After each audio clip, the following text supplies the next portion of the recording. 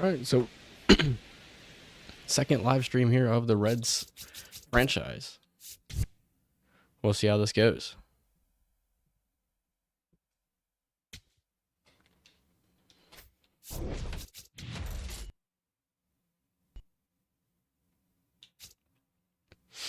All right, in the last one we added a couple of guys here in Geraldo Calderon and Geraldo Benitez. So two Geraldos here to the scouting. But one player that we noticed was Julian Guerrero, not ranked on the MLB board, but 8th on our board. He looks like he can strike out righties at an elite level. His home run per 9, elite. Clutch and stamina, elite. And then looks to have a potentially lethal curveball. Also throwing 92 to 97 on that four-seam fastball. I love the pitch mix. I like a lot of what I see about Julian Guerrero here. 22 years old. Would come in mid-60s overall with almost guaranteed 90 potential. So a potential lethal pitcher for sure. So that's what we kind of looked at the end. As far as the regular season goes, we are 19 and 15 here. 34 games into the season. So we're now about to get into a series against the Cubs. I do believe this is the first time we've played the Cubs here in the series. And we will continue on with some simulating as we drop 0 to 10 in this game. Ellie De La Cruz with 2 hits, a double and a triple. And Nick Lodolo continuing to struggle on the mound. So really hasn't been too good for Lodolo. Brock Burke gave up 2 earned, Pierce Johnson as well. Here, game 2, we shut them out.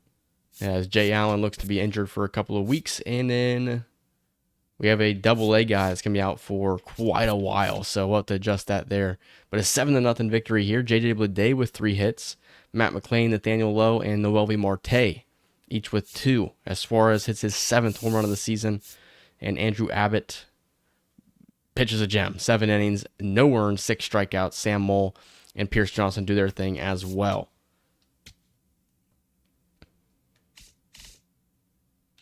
So here's a big injury right here. It's Pablo Aliendo.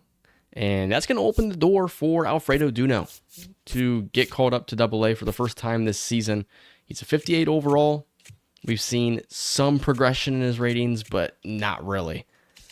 And then Jay Allen, of course, got hurt. He's not really had a good time down at Double-A anyway. We'll bring up Kyle Henley, 21-year-old. I think he's been brought up before, and he was batting 175. So, a couple of Double-A changes here. And the big thing is the fact that Alfredo Duno is going to get some opportunities now. We already have Steele Hall up, and he's doing pretty decent with his opportunities he's gotten so far.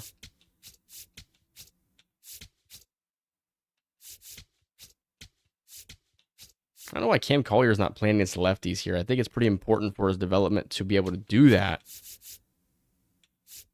And so I'm going to have him hit here because I just think it's important for his development. Steele Hall, what kind of development have we seen out of him? Contact going up a little bit, but that is about it. So, nothing too crazy there. But I think we should get some Double-A action in here.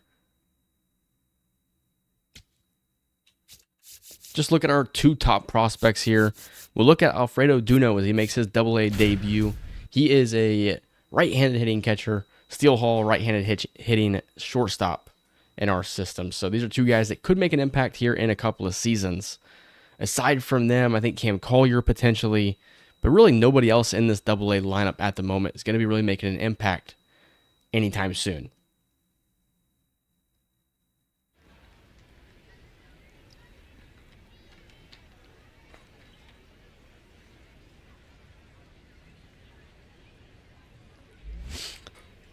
This will also allow me to get my feet wet just a little bit here.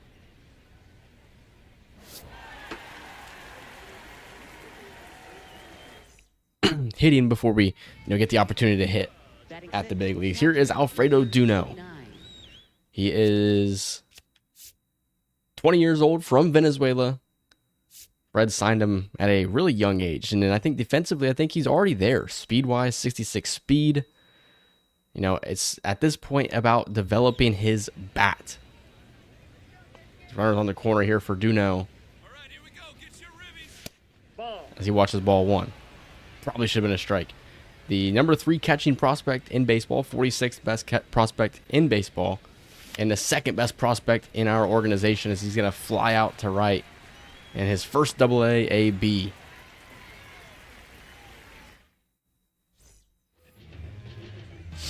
Getting a look at Duno from behind the plate now. Ty Floyd on the mound, as this one is hit through the gap. What do we do here? Okay, we'll take the out at third. Didn't really know what I was supposed to do there. Whoa, whoa, whoa, whoa, whoa.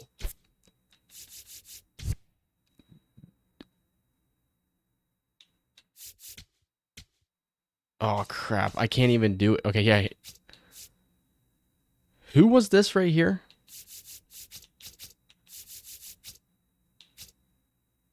Was it this guy right here? Or no? So they have what, 3 hits here?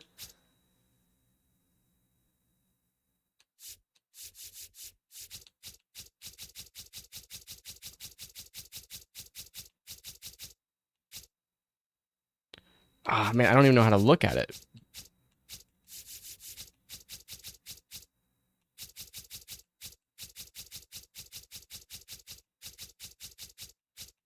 Spikes? Is that who it was?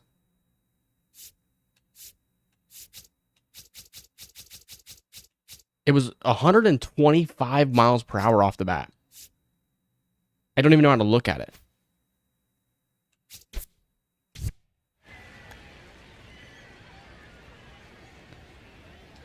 Did he really hit this ball that hard?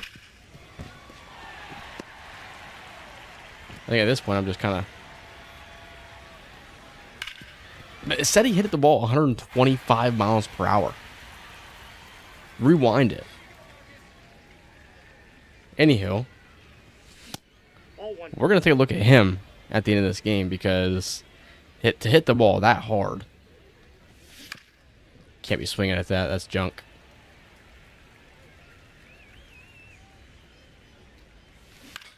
Ah, that's a good pitch to hit, too.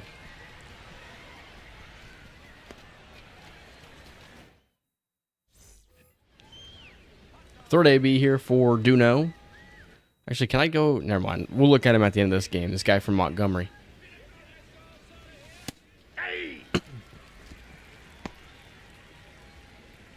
So 44 clutch for Alfredo Duno. Does make him a better hitter when he's got runners in scoring position than if the bases are empty. So that's a good thing. You don't want to have a guy who comes in who can't hit with runners in scoring position. Quickly down 0-2, and he's going to strike out.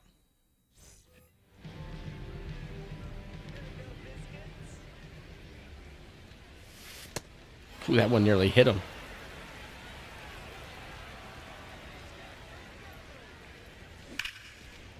See, that one was hit 106.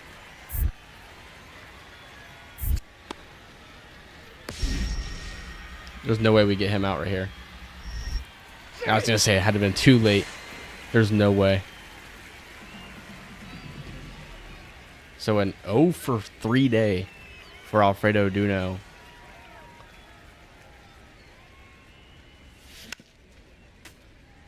Does hit lefties a little bit better with 41 contact. He has like 32 contact versus righties, so. Oh my gosh, dude.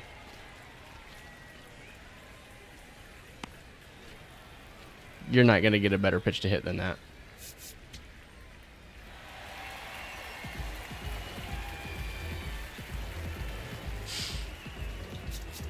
Ryan Spikes went 5 for 5. Wow. I want him on my team. What the heck? Cam Collier went 3 for 4 with a homer, so that's pretty good.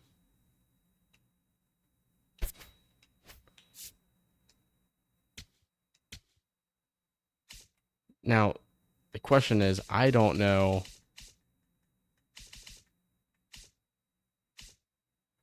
which team. I want to say it's the Rays. Yeah.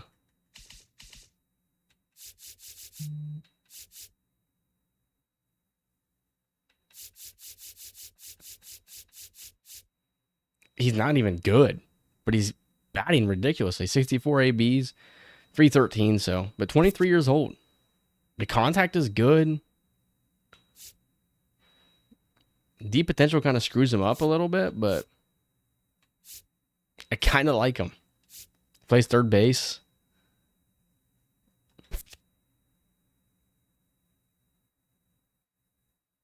I mean, defensively, he could play.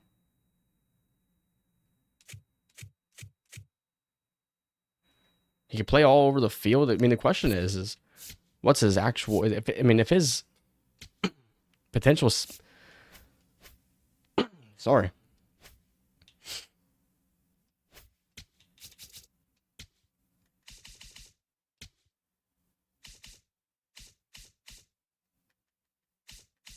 I mean, this is going to be the dumbest trade you could potentially pull off here, but I'm going to add him as one of our trade targets because I've never seen somebody hit the ball 125 miles per hour off the bat. That's the most impressive thing that I've ever seen. So we're adding him. Another injury. Will Banfield. Don't even know what position the guy plays.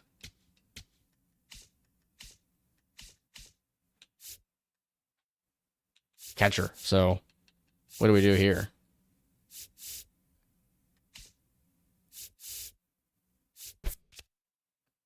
We could bring this guy up to AAA. He can play catcher, so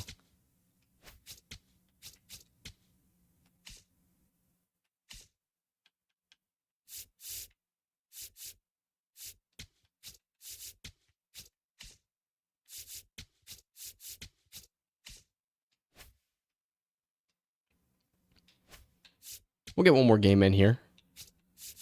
This time we'll take a look at Steele Hall, who I believe is our top prospect.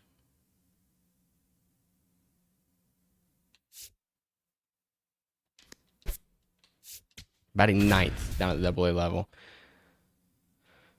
See if Alfredo Duno can get his first hit. Ryan Spikes playing some shortstop here for the Biscuits in this game. Batting 313.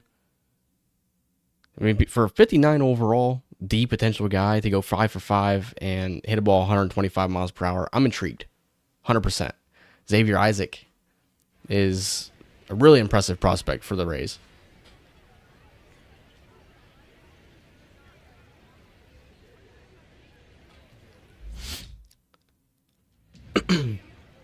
Leading off tonight, left fielder.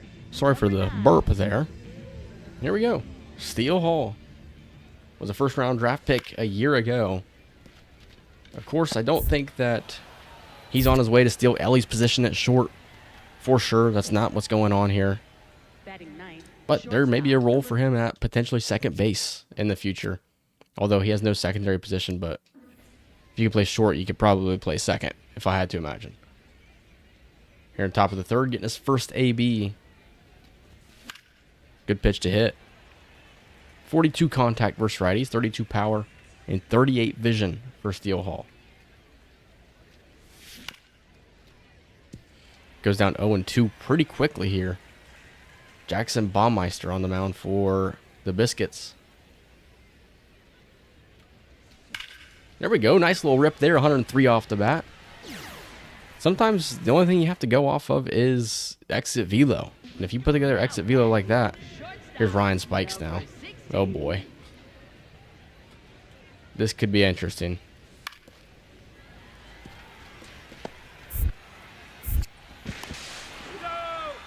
All right, we got one out there. Spikes picks up the RBI. And we're getting demolished 1-9.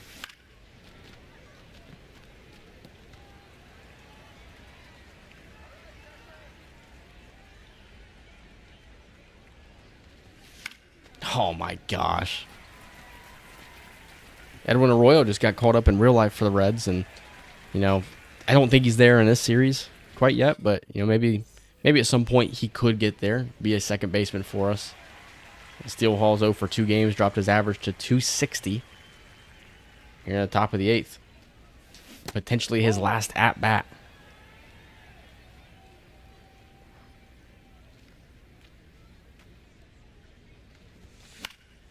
Jeez, man. He's had like 3 pitches go right down the middle and he can't do anything with them.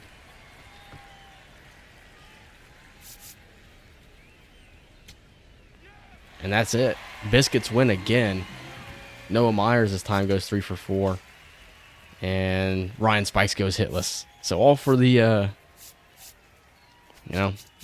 maybe we don't get Ryan Spikes after all.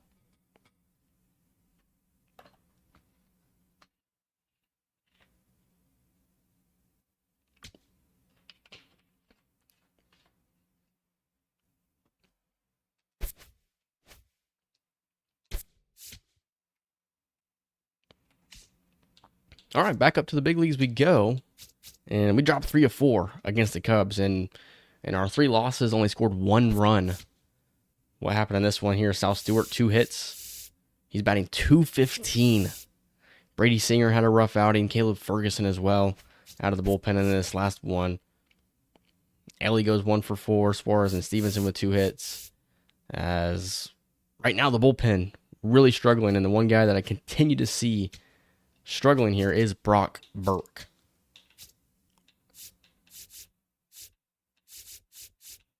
Santion's really struggling too. 18 innings of work, and it's not been good for him. But yeah, Brock Burke right now really having a rough time. 5.2 ERA, 1.3 whip.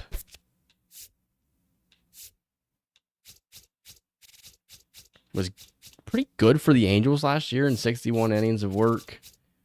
But this year just has not really had it. It really makes you start to think that, hey, is there somebody down at the AAA level that could be warranting a call-up here? Connor Phillips, I think it's time for him to get some more time still down there.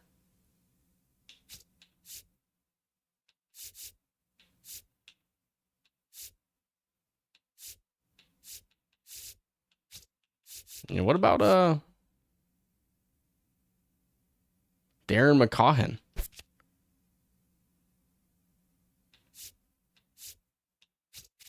Was decent in 5 innings of work for the Twins last year, but really struggled otherwise. I'd ideally like to bring up a lefty. We do have one. Anthony Miezowitz.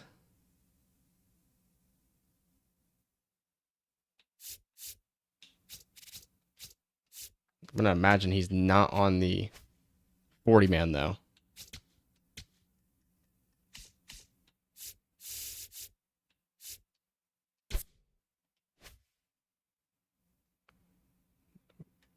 Who's the guy so we have a guy in AA who's on the 40-man.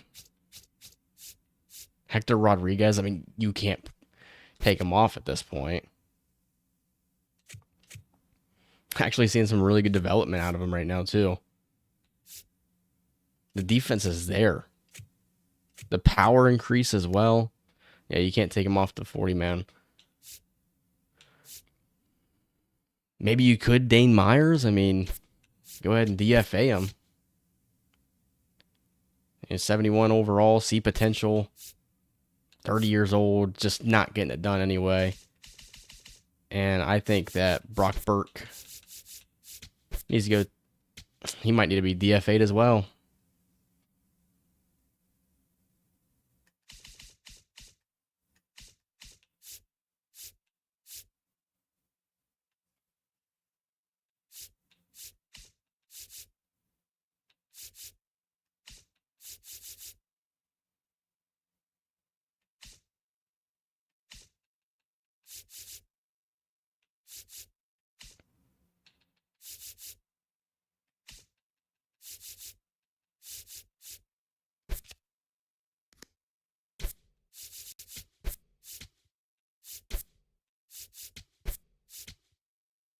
Tyson Lewis. I mean, he was the second round draft pick in 2024.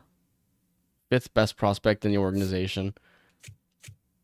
And we are seeing some increases to his contact a little bit. But, you know, let's continue simulating here. Spending a lot of time here at the beginning of this stream. Not a whole lot of talking either. We drop our third game in a row this time to the Astros, 2-6. 5 hits is all we get. Spencer Steer with a homer. Really looking for Brock Burke for his next outing here. And I'm hopping in because I want to try and win this game.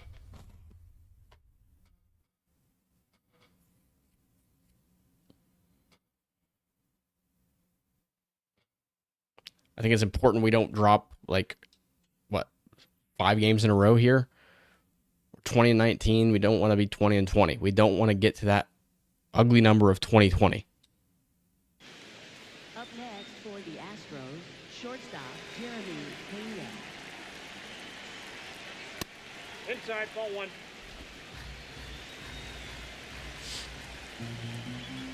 Ooh, that's a high splitter right there. That's not a good pitch.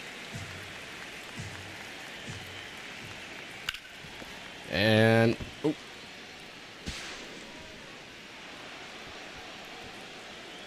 Up next for the Astros, left fielder Jordan Alvarez. Man, that's I didn't really expect him to make the play to begin with, but that was not ideal.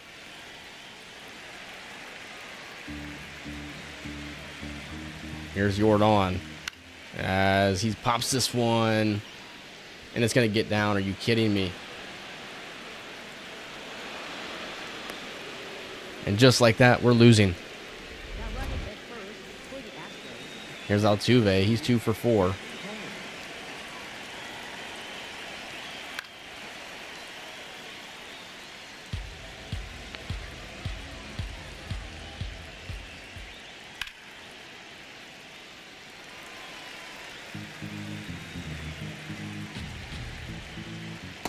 Strike 3. Hector Rodriguez right now is the most intriguing prospect to me because, you know, I think that he's got a chance if he continues to develop down there at AAA and everything looks good. If not, we could send him to AA. But definitely somebody to keep an eye on to potentially make a debut next year as the Astros are going to take the lead.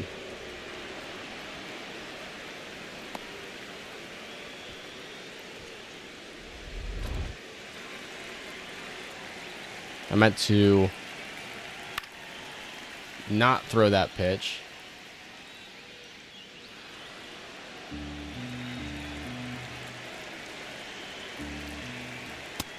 And right now it looks like we're going to lose our 5th straight game and drop to 20-20 on the... Oh my gosh. Thought that was a fair ball.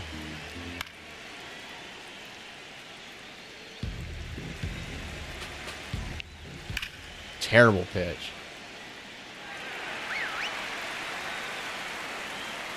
Well, this should be Pagan's last batter. No, that's foul.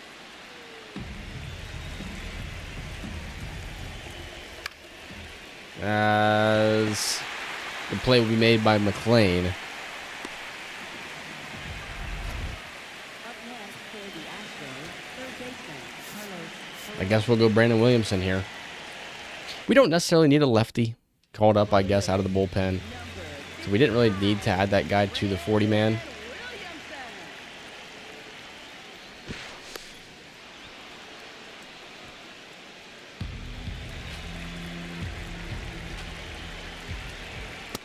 Good pitch there from Williamson.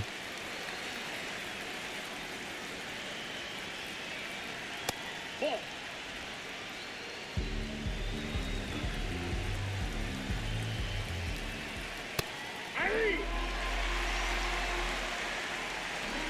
Here's Correa, goes down. And we'll go to the bottom of the 9th, looking to walk it off or tie.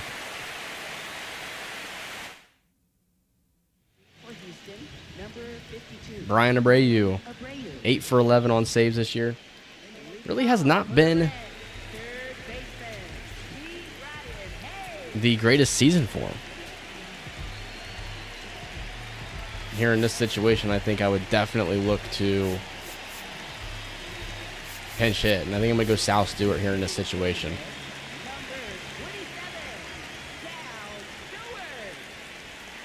.208 average has not been good for him. Outside, that's a ball. And you look at it, doesn't even have a homer at this point. Yeah, I mean, whew. Kind of been atrocious. Going to be a negative WAR player for sure. And it might be time for a stint down at AAA.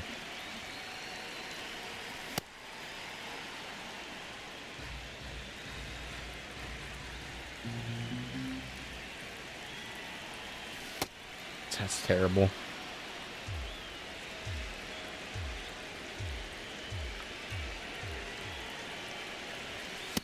Ball inside.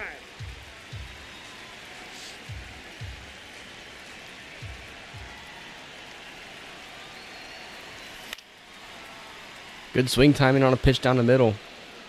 Just not really got the pop in his bat at the moment. Because Matt McLain still batting .300 here. So Matt McLain kind of getting back to his 2023 form right now. Ball. And I think his his ratings have definitely shown it.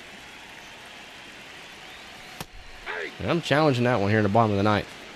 2-0 versus 1-1 is kind of a big deal. Good challenge.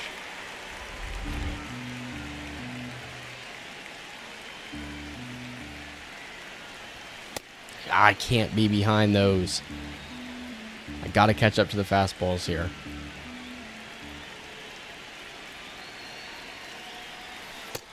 And I do that on a slider. I just can't hit at the moment. Full count. Spencer Steer on deck. 6 homers. Probably leads the team. We've not been good. I'm challenging that one as well. And it's going to be strike 3. So here's Steer. Really at the moment is playing like the best player on our team. Fouls away a four-seam fastball that would have been a ball.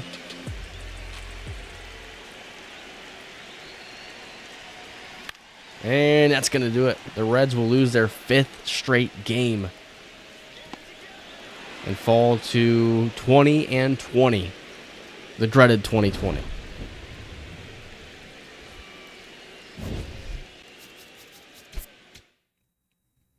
Suarez hits another home run, so that probably does lead the team. Stevenson goes 2 for 4, and Nathaniel Lowe 1 for 4, and Noelvi Marte 0 for 3. But I think it's time to have Sal Stewart go down and get some AAA at-bats. He's just not been performing all that well. And I think that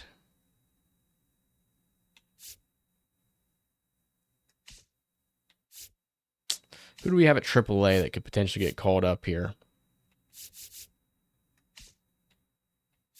I mean, Edwin Arroyo is playing really good.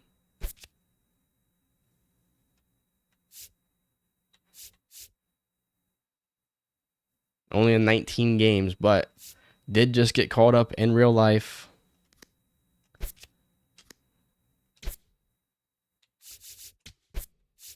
Let's call him up. Let's let him wear his actual number as well.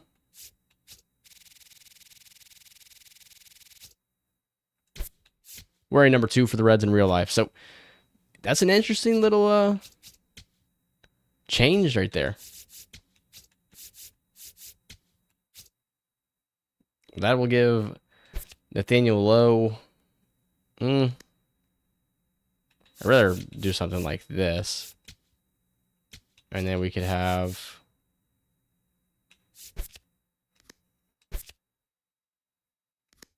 Friedel, I guess, get some ABs there. He can then lead off for us.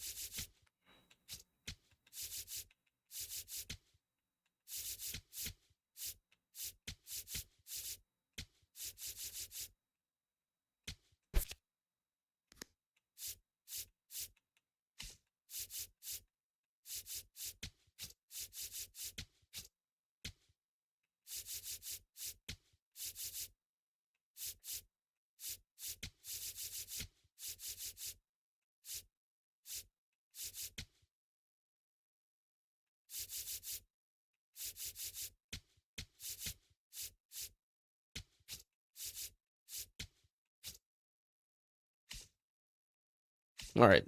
Lineup should be set now. Oh, what's up, Video Game Nation? Die-hard MLB The Show franchise player. So, I love it, and I haven't really played it in a while, unfortunately, but yeah, I do really enjoy it. I just have found that the best way for me to enjoy it right now at the moment is if I do a live stream. So, I appreciate you checking it out here. And, yeah, hopefully you stick around. Hopefully you enjoy this here. But Edwin Arroyo just got called up in real life, and we're going to call him up here in the game as well. So this should be pretty interesting here to get Edwin Arroyo called up. But doing some scouting here, not really liking any of these guys. I mean, with Geraldo Benitez, at least you know the potential is going to be high, but the starting overall is a bit concerning. For Geraldo Calderon, I think it's still too early to really tell, you know, if you like what you're getting, what you see. But I'm going to swap him out here. Now, there were definitely guys that I wanted to take a look at here, but I can't remember. Martin Branch, of course, he looks really, really good.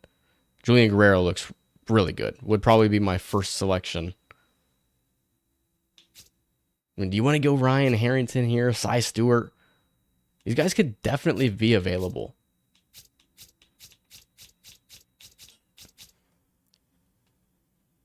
Tom Ling as well, but he doesn't really have any upside as far as as far as power goes. So there's a couple of guys I want to look at here. I think the first one is JJ Randolph. And then we'll finish up that one right there for Benitez. But let's get a player lock game in here. I appreciate you subscribing. Yeah, I mean, just been busy. I used to make videos, you know, by day, but just when you're busy all day and you got a family with the kids getting older, you don't really have the time for it. But when they go to sleep at night, you know, you get the time to play a little bit of MLB The Show, do a little bit of live streaming. A lot of things I want to do. I pretty much do a bunch of stuff here on the channel. I'm a diehard Michigan fan, though. I've made Michigan content in the past.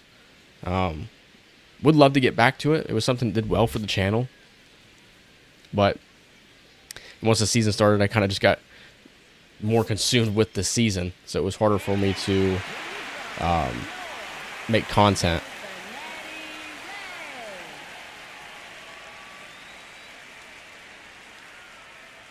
Yeah, and I'm trying to go outfield here, but it just... And I do plan to do some discovery about around like week 11 of the...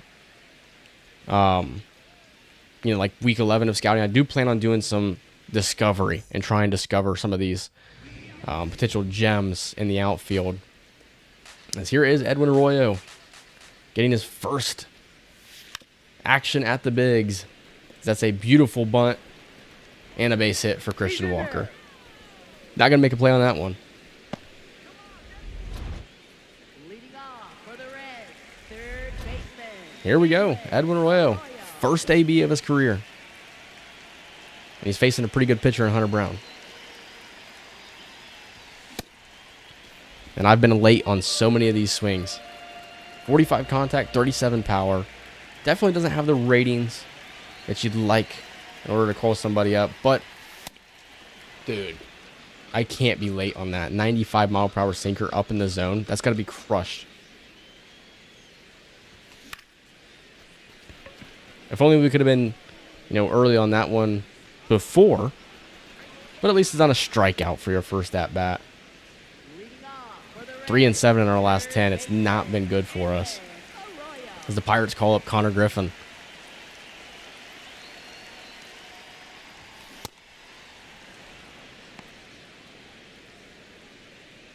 No, I try to go for realism. Like, I don't want to try and trade for a bunch of stars. And, I like the way that they've changed it so that you don't really get feedback as to what the CPU thinks of your trade offer until a couple of days later.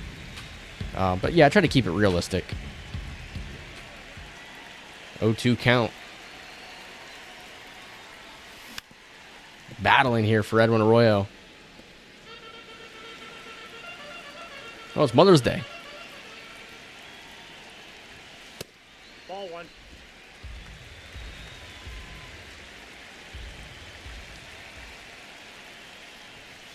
Ball. 2-2 count. Arroyo battling. There we go. There's a rip in the gap, and Edwin Arroyo is going to have his first base hit. And he'll cruise into second with a double. Okay. We're doing something here. For the Reds, second baseman, Matt McLean. We'll definitely keep that ball. We're going to go for his first stolen base here. In the dirt, and it will be a stolen base for Edwin Arroyo.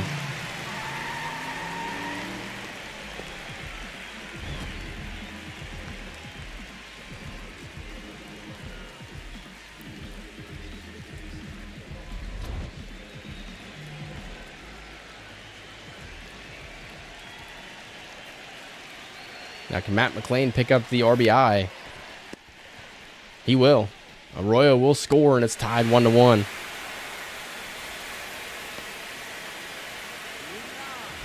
Now he's facing Brian Abreu, so we just struggled against him.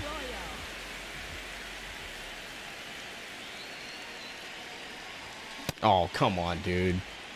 Come on. Can't do that. That's atrocious. Not after your last at-bat. Late on the 97 mile per hour fastball. He's got to be sitting on these fastballs here. Sit on fastball. And swing through the sinker.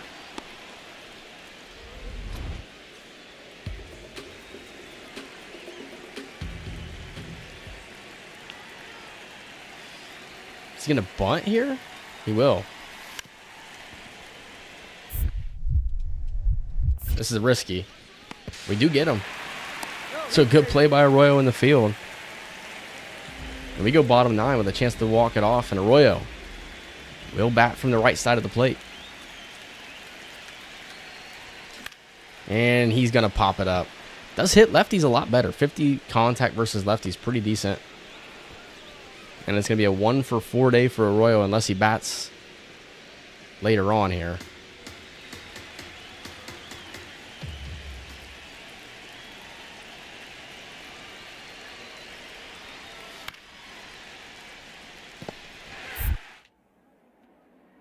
Oh, come on. Don't make an error. All right. Will we see Arroyo bat again? We will. Up next for the Reds, Bottom 11. Can he walk it off? Edwin Arroyo. De Los Santos on the mound for the Astros. Yeah, I can't be swinging at that. Thought it was going to be a little bit more up in the zone.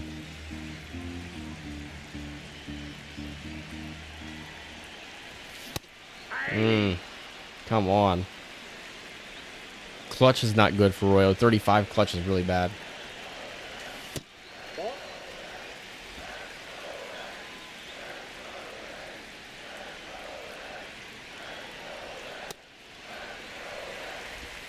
Last time we went down 0-2 and then battled back.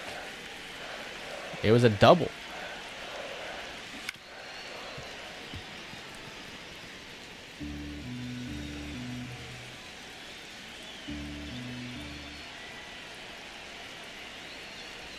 Oh, way to foul that slider off. That's a tough pitch to hit. Severino with a 1.9 ERA with the A's. That's a better pitch to hit right there. Is pitch number 8 of the at-bat upcoming to Arroyo. Oh, no. I don't think he went around, to be honest with you. Yeah. We're going to steal. Put ourselves in scoring position. Get down, slide.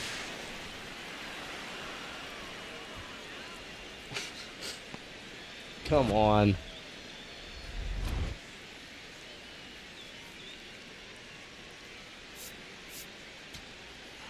And the Astros win it.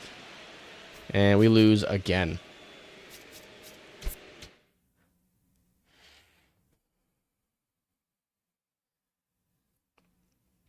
What do we do? That is now 5 losses in a row as we get swept by the Astros, lose to the Nationals, and we're now 2 games below 500. Steer with 2 hits. Brady Singer gets kind of beat up in that game. We do win this one. Seems like when one person gets hurt, there's always a second person that gets hurt.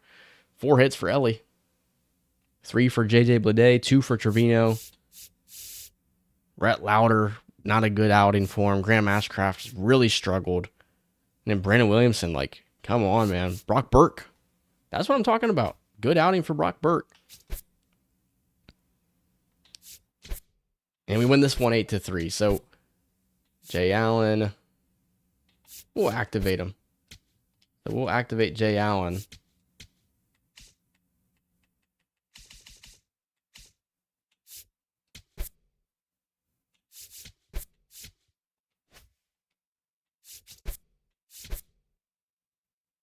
So we knew Connor Griffin had been called up.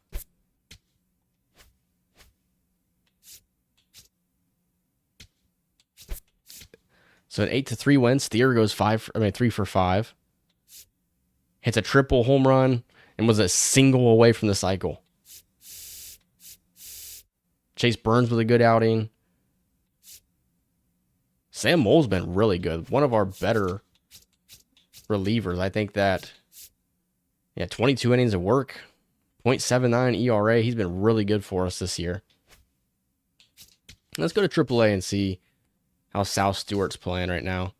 Yeah, that's what I'm talking about. That's what we need to see out of Sal Stewart.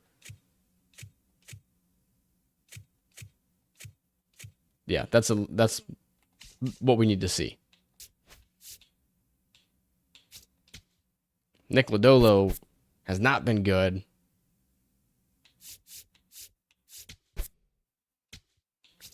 (11-2) we win this one. So really a bounce back performance. Ellie De La Cruz goes 4 for 2. Homer for Eugenio Suarez. And Nick Lodolo with a really good game. So that's more like what we would like to see as we win 3 straight games.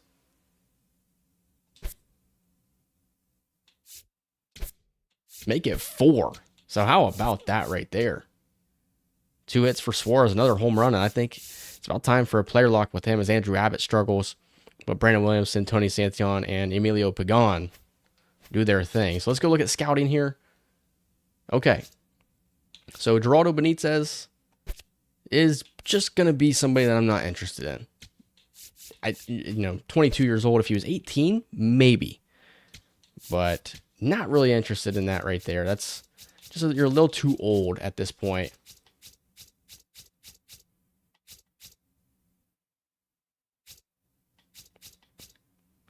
So Joel Ortiz is the next guy I want to look at. But one thing we need to look at here is starting pitchers in the East region. We're nearly at 100% on a lot of these guys.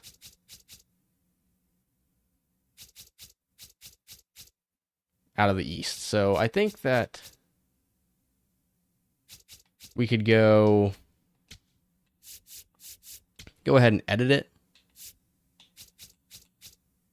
And we'll go international. Or actually, you know what we'll do? We'll go East one more week, and then we'll go international. But J.J. Randolph, I do like. He's 21 years old. His overall 55 to 66. So, you know, maybe we wish that starting overall would be a little bit higher, but he's got power against righties. Defensively, he looks elite. Would have to work on that contact for sure. But is somebody who could eventually come up and be our catcher in the near future. But I do like that. So we'll go player lock with Eugenio Suarez, who's playing at a really high level so far this season. 10 homers, batting .264, which is higher than what you would expect. Edwin Arroyo struggling right now, 167 average. Gabriel Arias, 458 average. Chase DeLauder, 354. I mean, are these guys, did they just get called up? Seeking the sweep. So here's Steel Hall's AA. Stats looks really good right now. Cam Collier, I think, is, at this point, nearing a call-up to the AAA level. 281 average, 8 homers is impressive. Hector Rodriguez starting to struggle a little bit at AAA, but has hit a couple of home runs here, so that's pretty cool to see.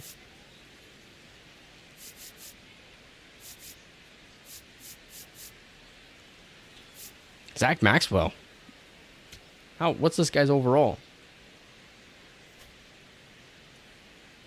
Anyway, let's get on to the game.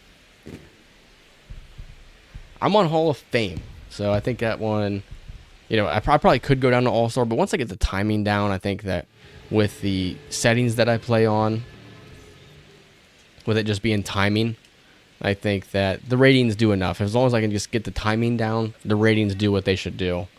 Same thing with pitching. Dude, you can't get any more unlucky than that right there.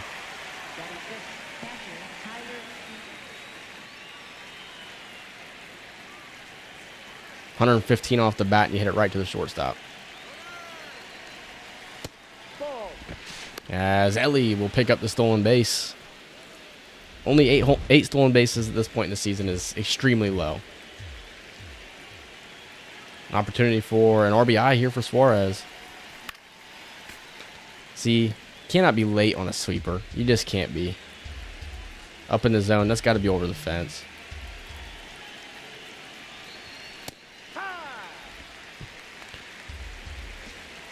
Definitely want to swing at that one.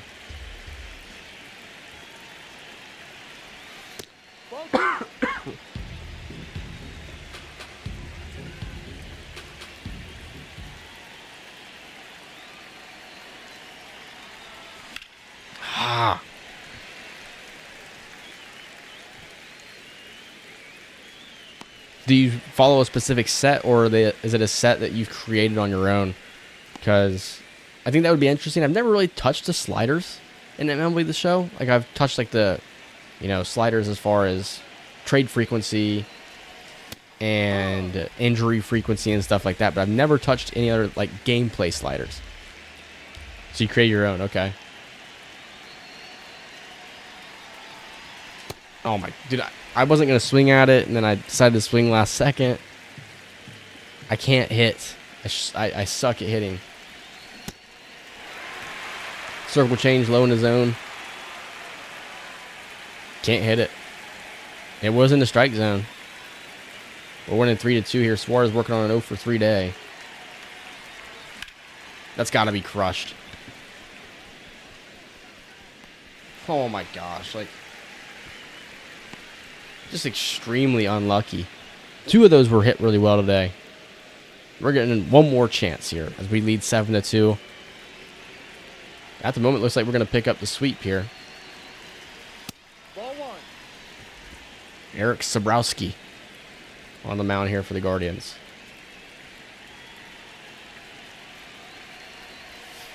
Ball. Please give me something to hit.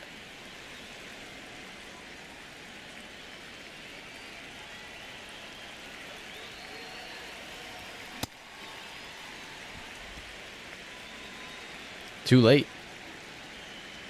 It's the theme of my batting. Challenging that. Okay, good challenge there. I think I have my email in my channel bio or whatever. Maybe. Okay, base hit. I'll take it. If I do, you should take a screenshot or take a picture of them and send them over to me. Because it'd be interesting to test them out. 3-0 might be a walk-up coming here to Tyler Stevenson. And it will be. And I'm interested, do you play all of your games or do you do simulating as well? Because I used to not be able to get behind the simulating stuff. I wanted to be able to play every single game, every single at bat.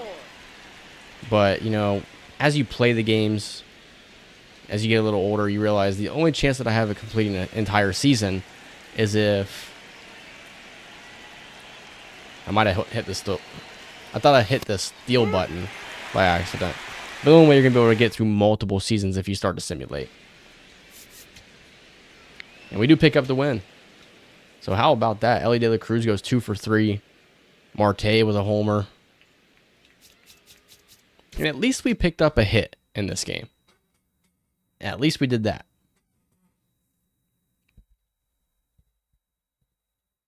Speaking of trade sliders, I'm interested to see what trades we've seen so far here in the series.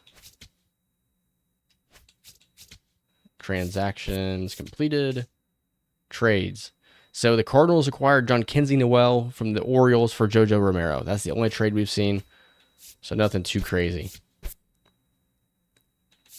Watch, somebody else will be injured as well. Okay, surprising. Okay.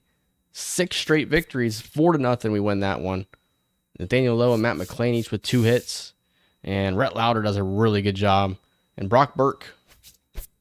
And we do finally get back to a loss. There's only 2 hits. Noelvi Marte with a home run. Chase Burns has really never gone too deep in any of these games.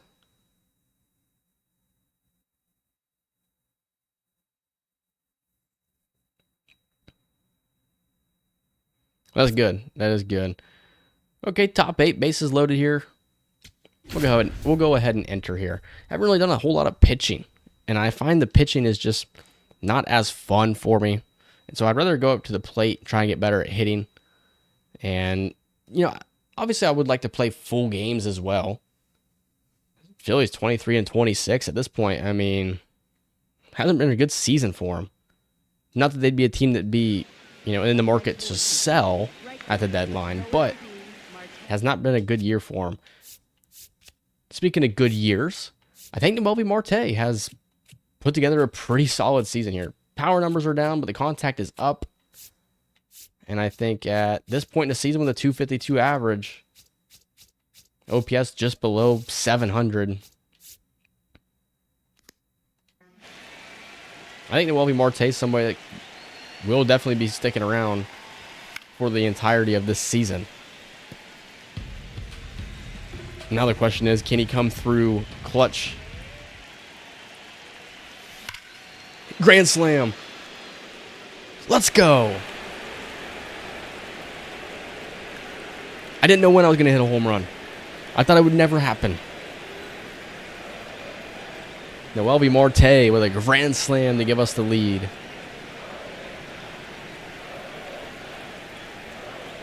And it stuns the Phillies crowd.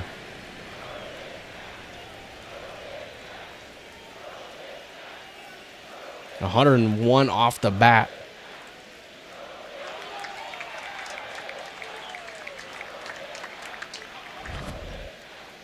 An opposite field, too. To be honest with you, I thought that was going to be like a foul ball, like a foul tip. Only goes 365 feet. But we will take it. And let's go ahead and finish this game out. We might as well. That way we'll get some pitching in as well. Here's JJ Bledeo for 3. Back-to-back jacks. Let's go. I think I got my swagger back.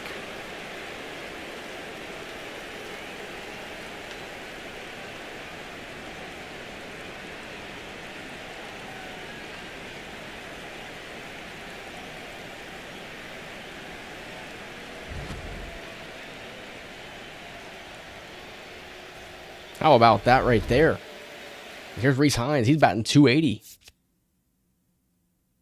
Only has 25 at-bats, but does have 2 homers. Can we go for 3 straight homers?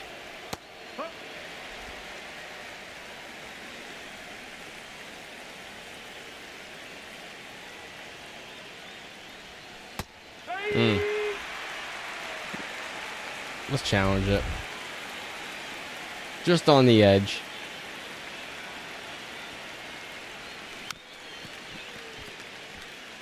You get 2 strikes on you and I start to really get paranoid at the plate.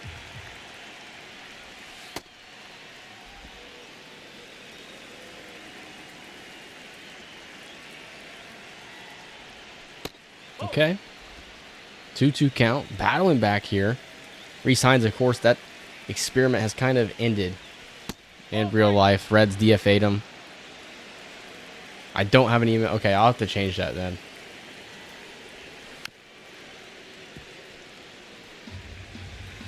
I'll try to remember to at the end of the stream. And then next time I'm streaming, if you hop on. All right, here's Frieda, 1 for 4. Yeah, and he's somebody that's really struggled. You know, really makes me feel like I'm in the market for a center fielder replacement next season. Because contact has gone up here against righties, which is kind of interesting. Vision's gone up.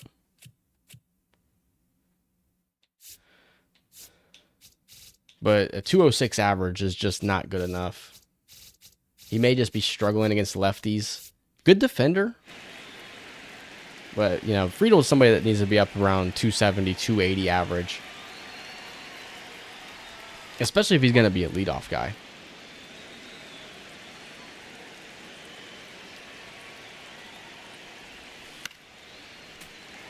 Can't be swinging at those either.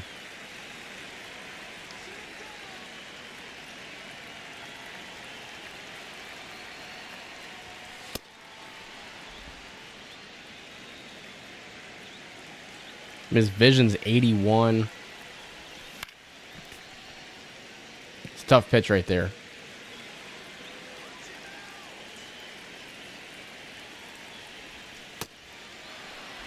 All right, full count here. Matt McLean on deck. He has definitely seen that average decline. 3 homers in the inning? Are you kidding me? There we go.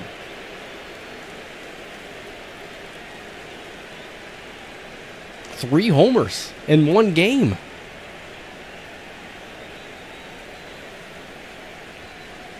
And after all, I don't really think we need to play the rest of this game. Up by 6 runs.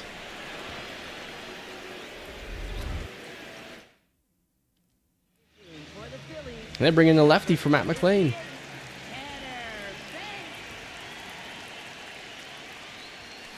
And finally, they'll get out of the inning.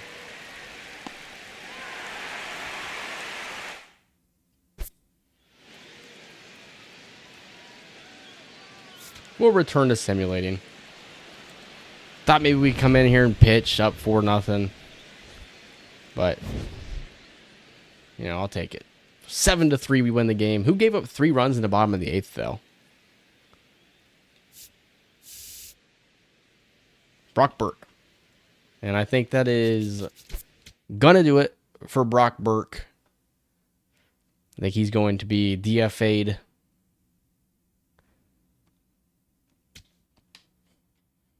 Guess what we should do first is see if there's anybody else out there to wire. And then could also see who's been killing it at AAA.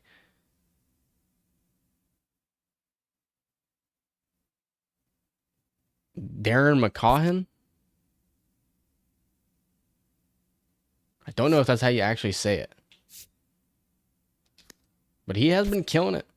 We'd have to add him to the 40-man, but that would be something we could do as soon as we DFA Brock Burke. Unless there's somebody else, like Chase Petty. No, he's not really been good. And what about relief guys? Like Connor Phillips, is he ready?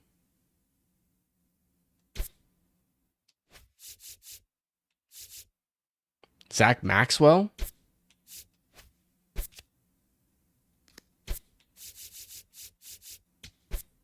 Yeah, we'll bring up Zach Maxwell. Might as well. And then we'll bring this guy, Joel Valdez, up to AAA.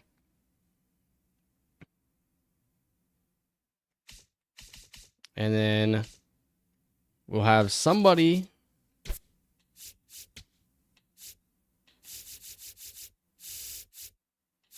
that we could add to the 40-man here. I mean, it's going to be Hunter Green. Blake Dunn.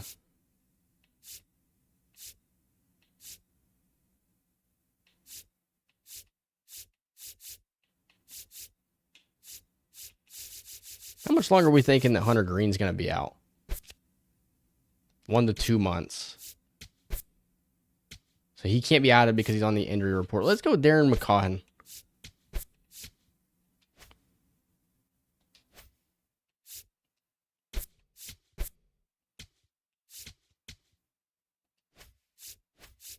And then let's look at the injured list here. Garrett Hampson will be back soon. Luke Hayden will be back soon. Will Cannon. Just a lot of injuries, it feels like.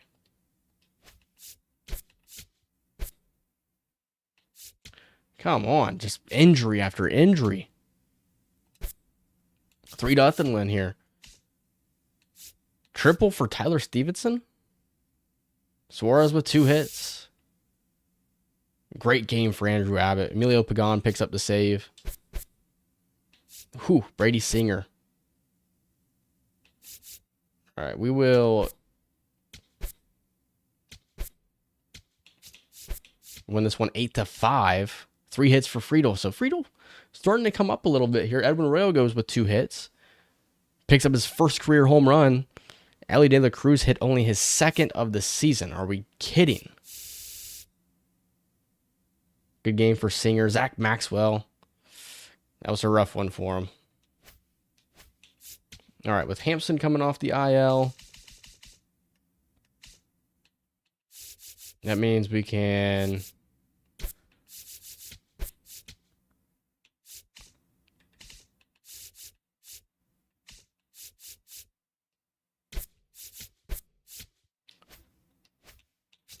see, I would let like the CPU do this, but I just don't trust the CPU to do what it's supposed to do.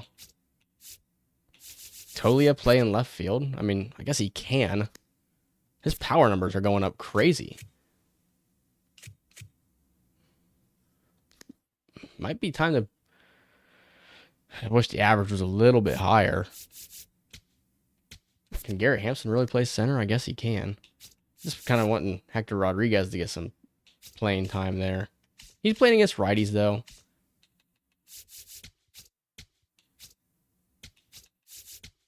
Just Steele Hall some at-bats at second. Not really sure why Duno isn't starting catcher.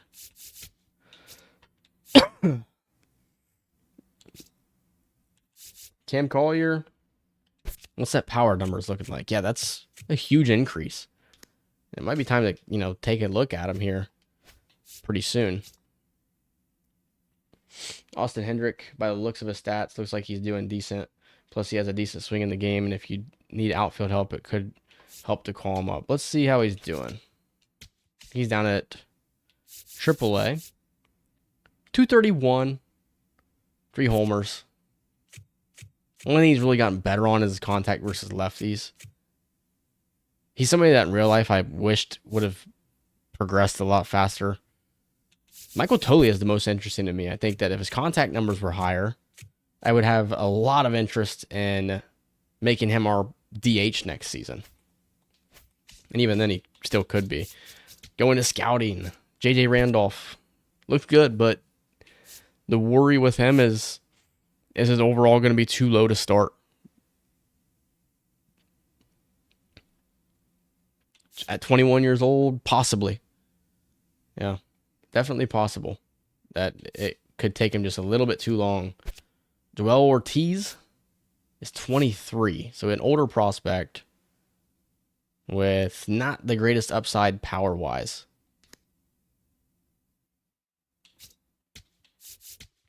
There was a couple more guys that I wanted to look at here that were in that like 30 range. Tom Ling, I just don't really have much interest in. He's not really in a position. He didn't really play a position that I have a lot of intrigue in.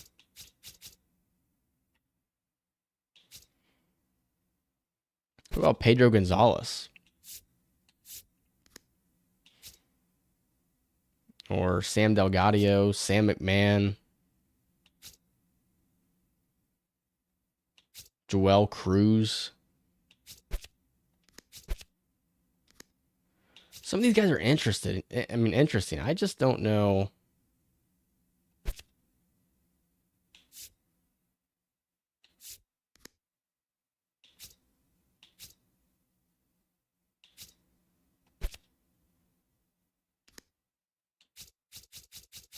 I thought there was like a first baseman that I wanted to look at here. Richie Casillas, 21 years old. Probably going to be a B potential guy. But I'll look at him.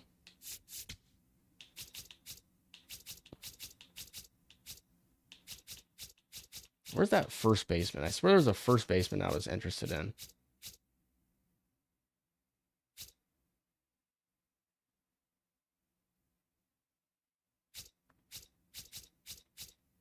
Was there not?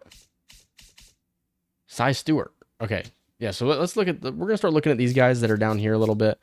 And then we're going to edit this and look at starting pitchers from the international region.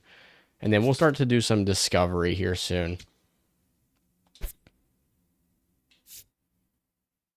6-5, bottom of the ninth. Might as well. I'm on a hot streak. Matt Swanson. Or is it Swanson? Might be Swanson. It's Dirk. No, it's Dirk Nowitzki, but Dirk Nowitzki is how you pronounce it.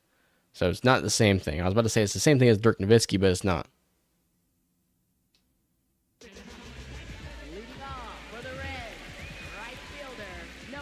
Bottom of the ninth here. Really, the big thing right here is just be patient at the plate. Wait for your pitch. When you wait for your pitch, we saw what happens. 3 homers.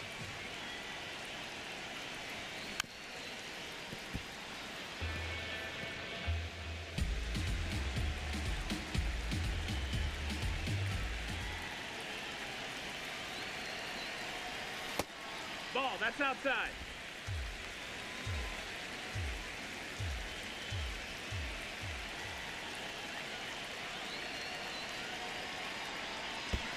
Ooh, looks like he definitely went around there. 2-2 count. Full. And Edwin Arroyo's on deck. Has a home run in this game. Kind of wish he was facing a lefty, though. And that's going to be a ground out. Got to swing at it. Got jammed. Edwin Arroyo, though, 5 for 11 in the series with 2 homers.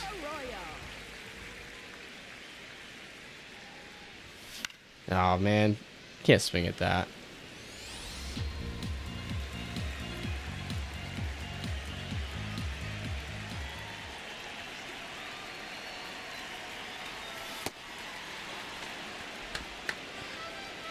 Can't be swinging at those. 2 for 3 day. And right now in this at bat is making Arroyo look goofy.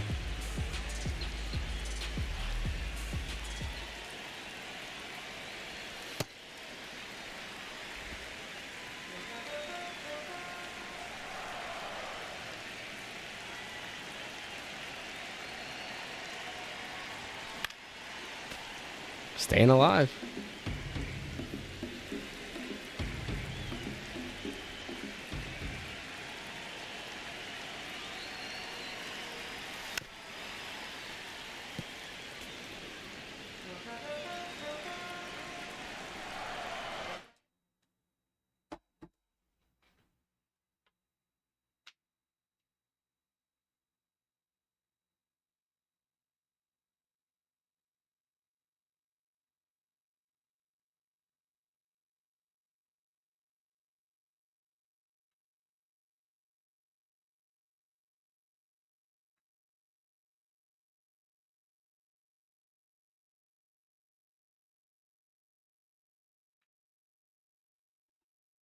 Sorry about that. I thought there was somebody at my front door. Which would have been weird because it's 11:18 at night.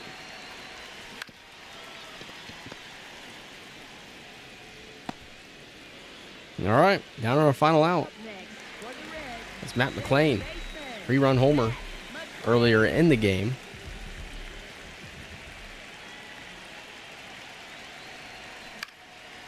Dang it, man. How do you not crush that? I don't know. Right down the middle.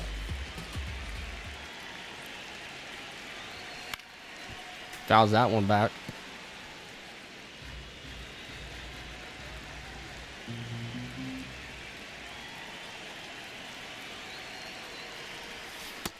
Ball.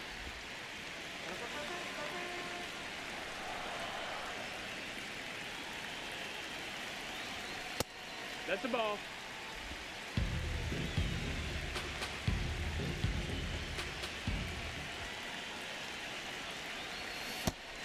Oh, come on. We're going to drop it. 6-5.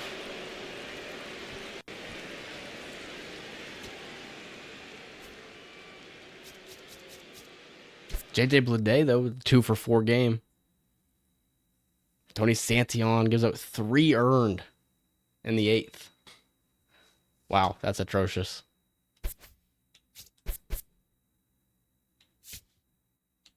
Bounce back with an 8-4 win, though. 3 hits for Ellie, 3 for Edwin Arroyo. So how about Edwin Arroyo? Ellie with a home run. Chase Burns doesn't go deep again. Just really weird how he's not really going too deep into some of these games. 6-0. We lose this one. Steer with 2 hits. Yeah, Nick Lodolo, not a good outing. Graham Ashcraft as well.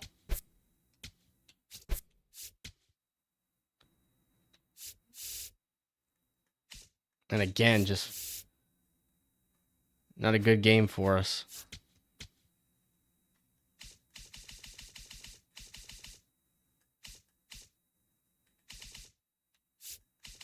Somebody just came off the IL. I don't remember what his name was, though.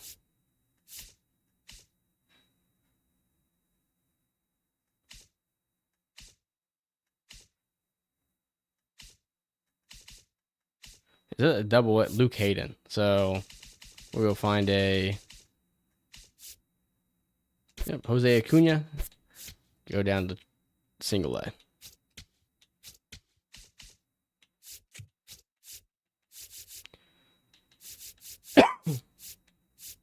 How many pitchers do we have here?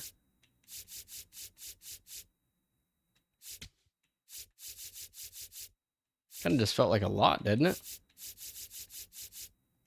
Guess what we have everywhere. Just injury after injury, I'm telling you. Now a series against the Braves, and the Braves also just not having a great season here.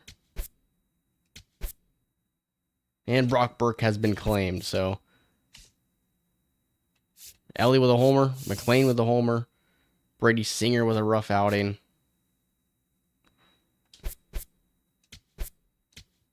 All right, I think we're moving out of pace now. We're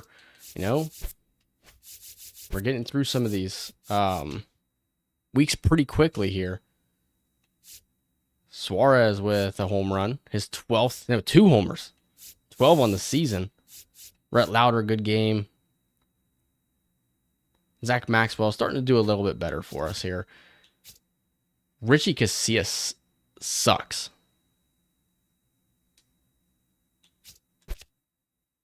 Okay, here's Cy Stewart. Kind of Sal Stewart's brother or something. We'll continue to scout him. I like with JJ Mays, Martine Branch, like Jorge Delgado.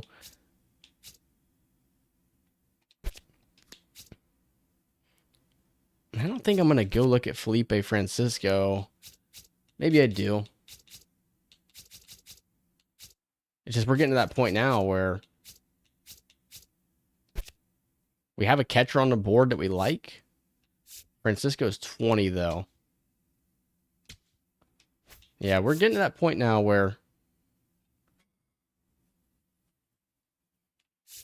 maybe we should do some discovery.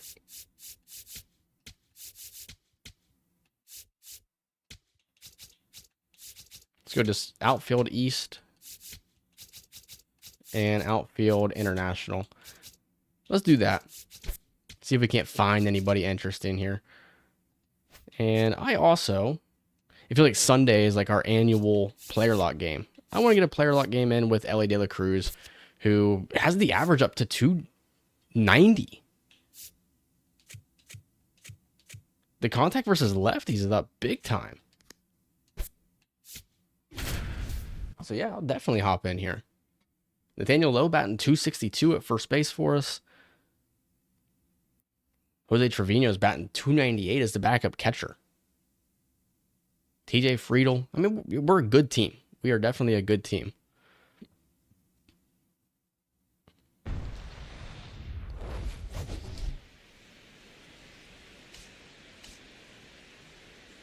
At this point, I don't know if we're going to actually get to the draft in this stream. I think we'll probably get to the draft in the next stream. This may lead us right up to the draft, though. Hurston Waldrep on the mound here. That's a ball. And Ellie De La Cruz with a 290 average. Hey! Up at the plate.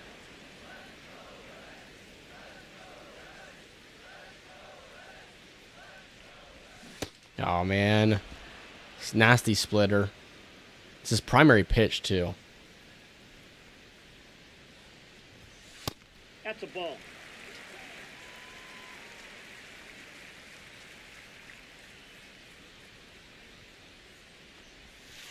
All right, count goes full.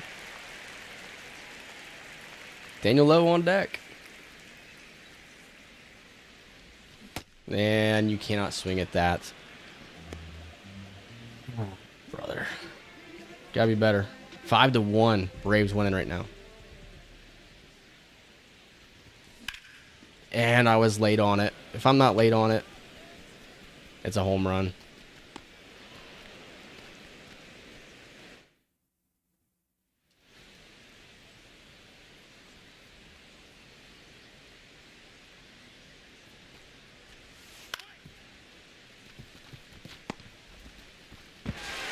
Double play. Alrighty here. Got a chance. Maybe. Bottom six. Waldrop still on the mound. If he hits with another cutter, we gotta drive it. That one's hit to center. Plays made. Hate that the power numbers are going down for Ellie.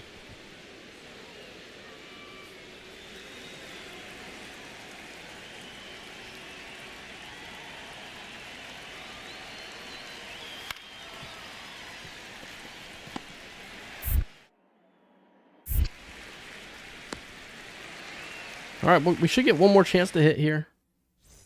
Might be in the bottom of the 8th here. 2 on. The contact number's going up against lefties. We're late on the fastball. You can't be late.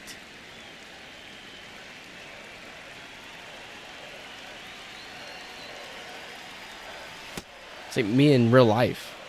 In real life, I was just always late. I couldn't hit any speed.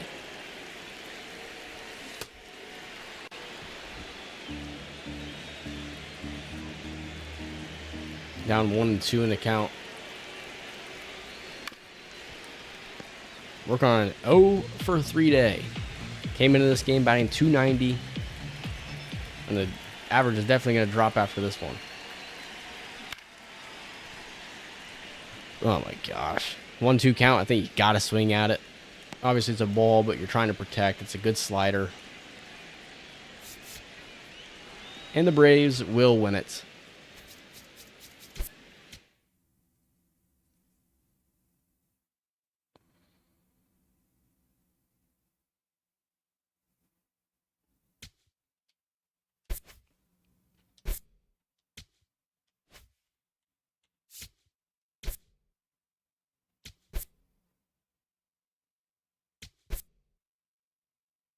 Nate Peterson at Double-A with pretty good outings. I think right now we'll go to lineups because I'm kind of curious. Friedel just struggling at the moment. Reese Hines kind of the complete opposite.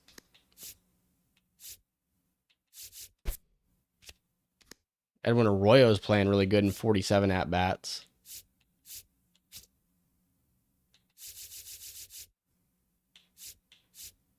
I mean, who can be your leadoff if it's... Because Friedel's just not playing well. Him, Noelvi Marte, J.J. Bleday, Tyler Stevenson. Like, Trevino's getting more starts than Stevenson is right now.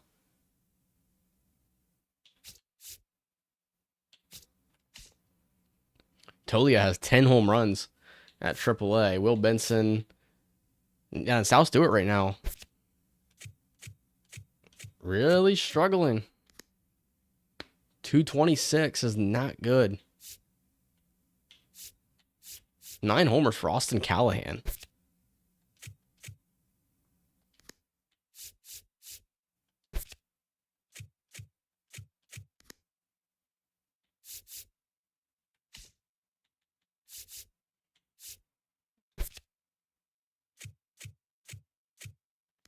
I think Cam Collier is somebody that I want to...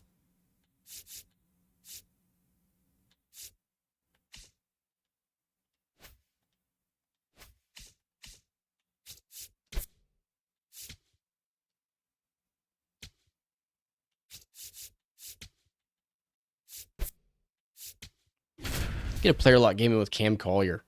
10 homers. The lookouts suck. Connor Burns, 296 average. And that would probably explain why he's starting over Alfredo Duno. What's going on with her?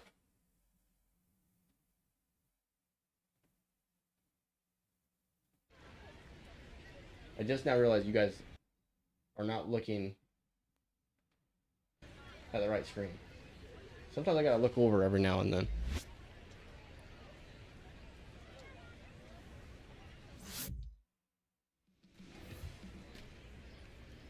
Blue Wahoos used to be the Reds' Double-A affiliate. Now it's the Marlins. Noble Meyer on the mound. And if I'm trying to get some good ABs with Collier, that's not how you do it right there. Slow down here. See some pitches.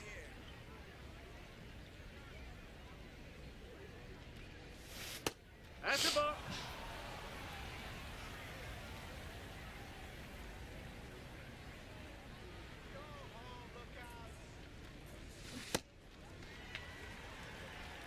Swinging a miss through the changeup.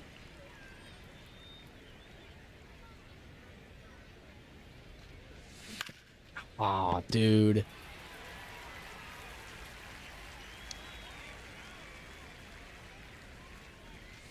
That's a ball. Now he comes at you with a 97 mile per hour fastball.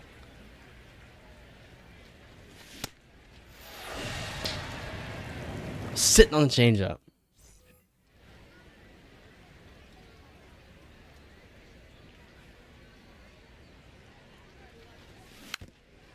And now he has to face a lefty who he's not really great against.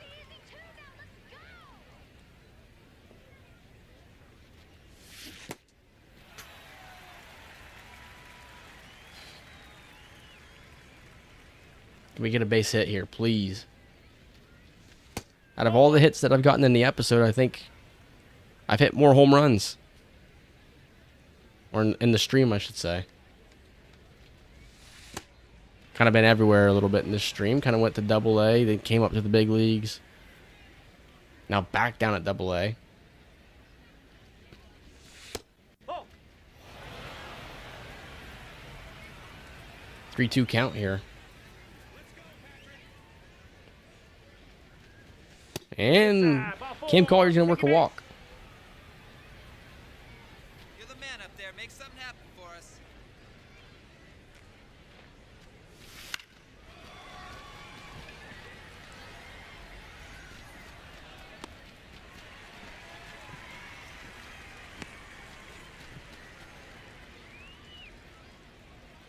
Dominic Patelli batting 161.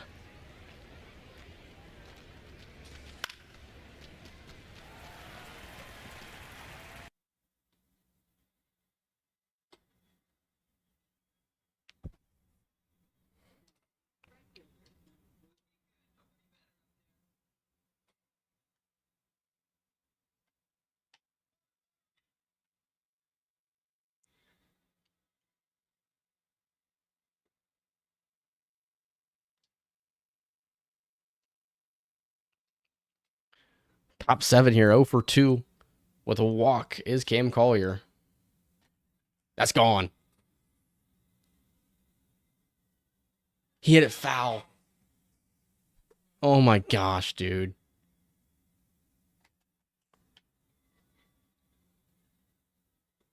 And he, oh my gosh. Could I get any more unlucky?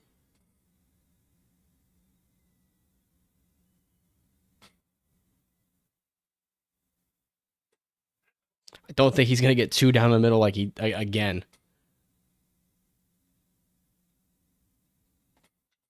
Chasing the high heat. These were kind of good swing timing.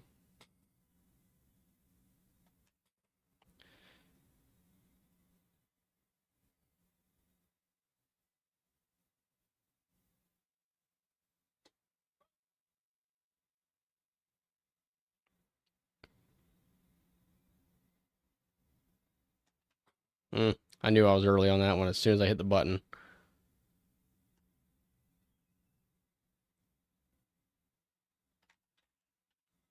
Man, 95 off the bat. I mean, hitting the ball hard.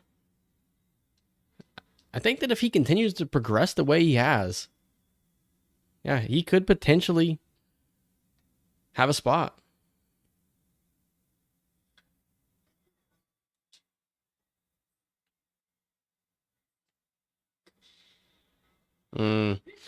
Probably should have tried to go to first. We do win. Connor Burns is killing it. 3 for 4 the homer. 4 RBIs.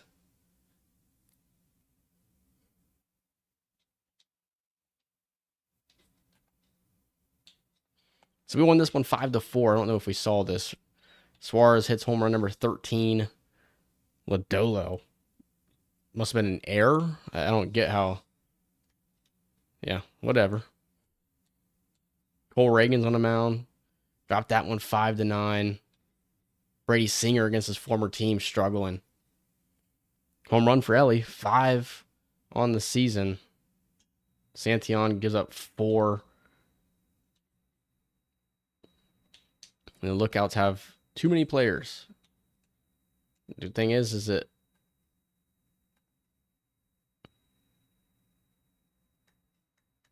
so it's too many pitchers they have.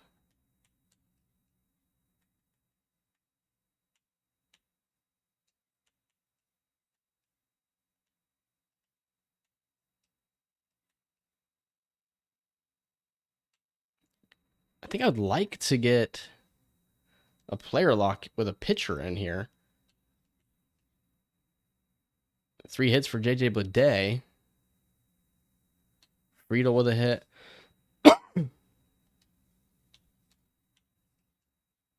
I mean, who could we call up in the outfield that could potentially become our leadoff guy?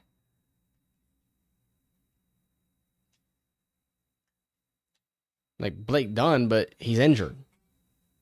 And he's not good. Will Benson, but he's not playing good either.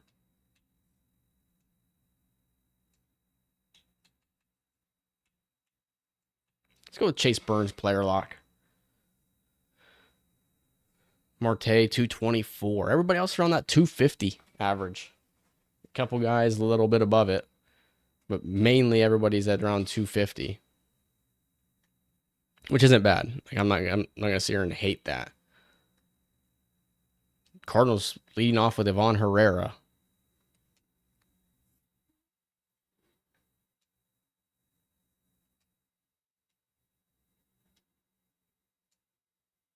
Two nothing lead early. Noel Marte about made a crazy play.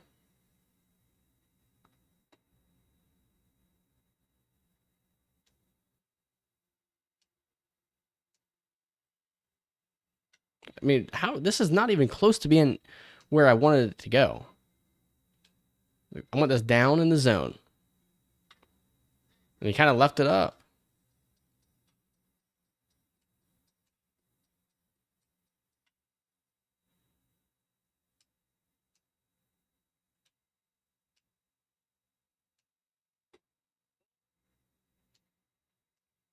We're fourth in the wild card, 2 games back at this point. I don't know, like I talked about it in the first stream, I don't know what would classify us as buyers or sellers. And because if we're selling, how much are we selling? We have some guys that I feel like are, key pieces of the future. Like maybe a Cam Collier does fit in somewhere in the future. Maybe Steele Hall or Alfredo Duno fits in there. And so you don't want to just go ahead and start trading some of your top prospects.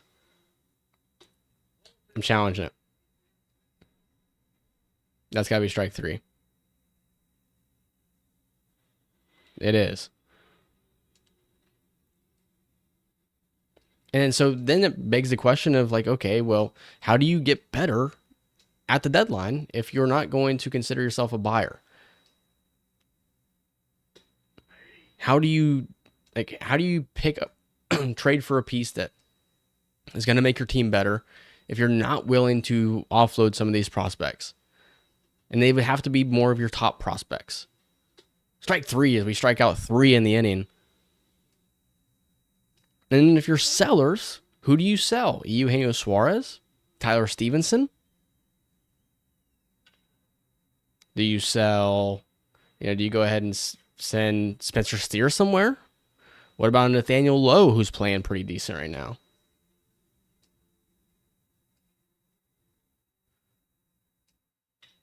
So, things to think about for sure. And as far as starting pitchers, maybe a Nick Lodolo, who you re-signed a couple of years ago. You have maybe Emilio Pagan out of the bullpen. But obviously, then that also brings up the question, how far do you sell? Because this is a team that, like I said in the first episode, is kind of in a win-now moment because Elly De La Cruz is your future, and there's no guarantee you're going to be able to bring him back in a couple of seasons when he hits free agency. So, yeah, the window to win, I think, is here now, with Elly De La Cruz being the best young prospect you've ever had. He's not really turned out to be generational like we maybe suspected at one point. But, yeah, I mean, the window's now, I think.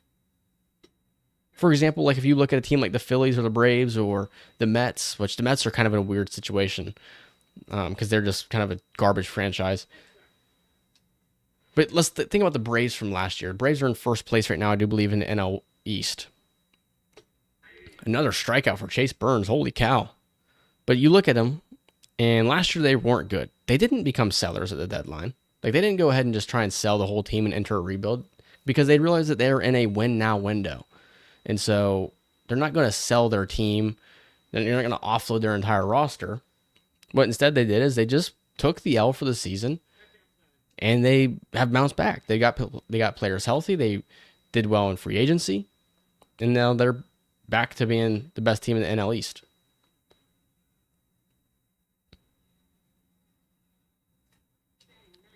So I hate to say it, but there's a good possibility that at the deadline, we don't really do much.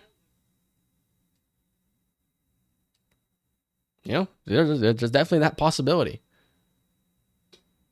And if we do, it could be for, like a low 70s guy who I think could step in, and it doesn't really take too much to get him.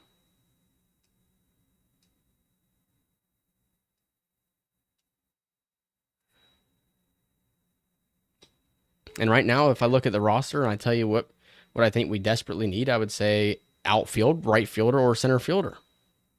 Right now, I'd say center fielder because Friedel's just not done that well.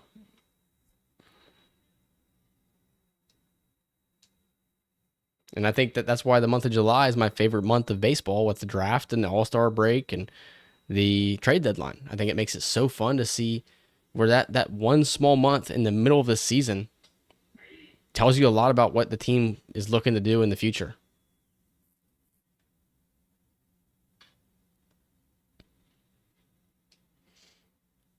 I think I would definitely not look to screw with this rotation, because with Hunter Green, Chase Burns, Brady Singer even, is he somebody you look to bring back? I think so. I think Brady Singer is definitely somebody you would look to bring back. Rhett Lauder, where's Nick Lodolo fit in? He's not really played well for us this season, but is Lodolo somebody that's in your long-term plans? I could honestly see us offloading Nick Lodolo at the deadline and trying to do like a 1-for-1 player swap for an outfielder.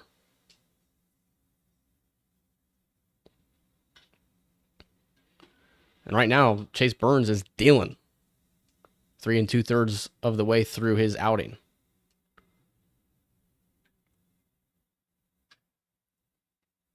Suarez playing third, makes the play.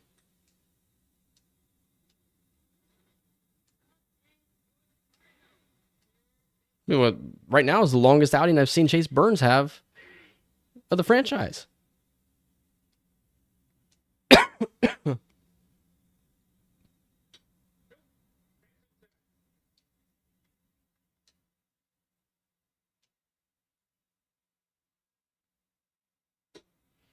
I think what we might do here is probably stream until about 1 a.m., so about maybe another hour. He's dealing.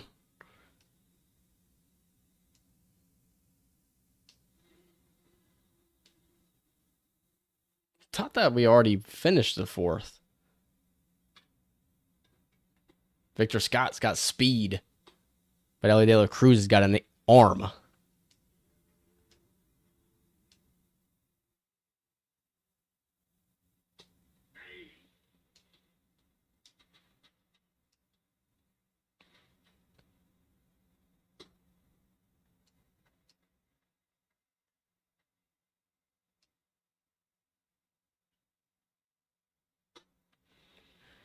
Really good pitch there.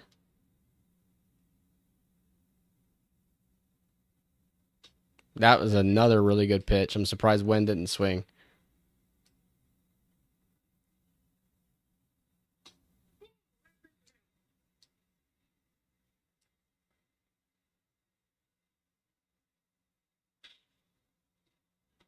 Ooh, bad bounce there for McLean. Didn't matter.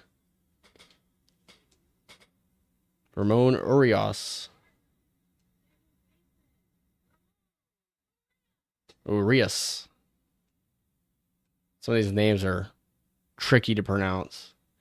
There'd be two players whose name is spelled the exact same, but the way you pronounce them is different. How about this game from Chase Burns? Only the one hit right at the beginning of the game for him.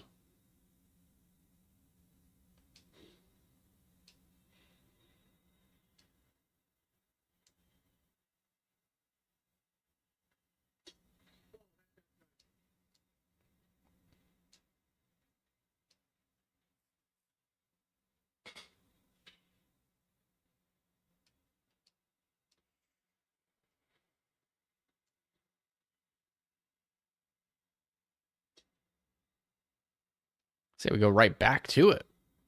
Maybe we set him up with the sinker outside here. Whew.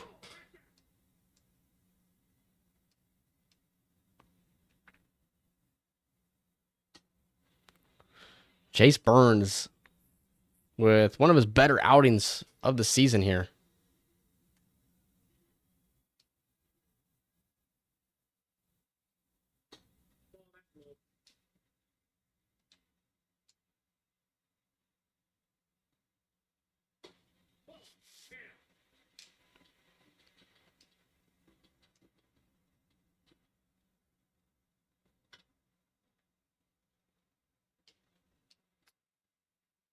Yeah, once we get into the month of July and we're, you know, like that 1 week out from the trade deadline, MLB draft, I think that's where we should take a second to look about possible trade candidates, trade targets who we would be willing to offload, and see if we can't start in the next episode or next stream, start working on some kind of deal to get better. As here is Ivan Herrera, the only player to have a hit in this game for the Cardinals. That's a bad call by the ump.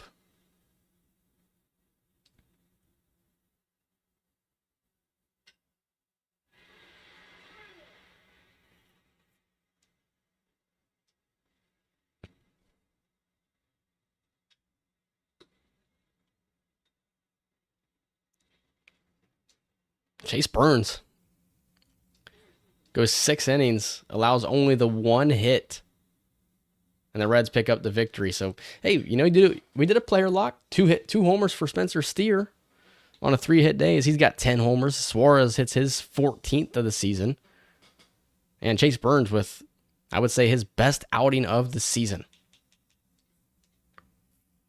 Michael McGreevy goes 5 and allows 2.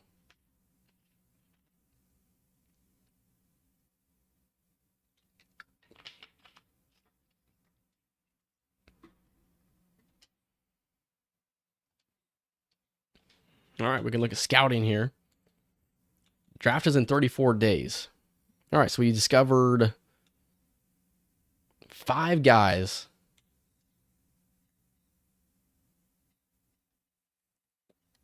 Anybody interesting? No.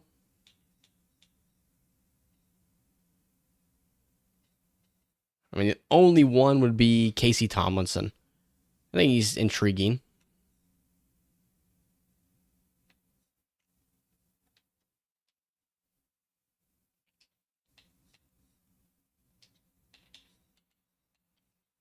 We'll go outfield central, and we'll continue to look at outfield international here. Casey Tomlinson is from Canada. Doesn't look too bad. He could be somebody we take a swing on later. I would like to scout some of these guys right at the top, though, just in case they're available. You never know. As we drop that one. Nick Lodolo. 2 homers for TJ Friedel. Nick Lodolo struggling. Let's try to get this save with Pagan here. Get some more pitching in here. Pagan has 19 saves on the season, 1.9 ERA, 23 strikeouts, and 28 innings of work. Not too bad. One thing I did do is I got the PS2 emulator. Something I got it a while ago. But I went on NCAA 06, and I got the rosters on there, and I also got some playbook editor stuff. So pretty cool to be able to make formations in NCAA 06, like the pistol and different kinds of formations. Pretty cool. I wish that I had a PC that was powerful enough to be able to run my emulator and also stream or make videos on that, because that would be a ton of fun. Unfortunately, I just don't have anything powerful enough to be able to make that work. In College Football 27, expecting news on that here in a couple of days on Thursday. We'll find out some more about College Football 27. I'm pretty interested. Obviously, it's not like make or break if they update Team Builder, but there's some things that need to happen with Team Builder because I would love to do a Team Builder Dynasty, but it just needs some changes.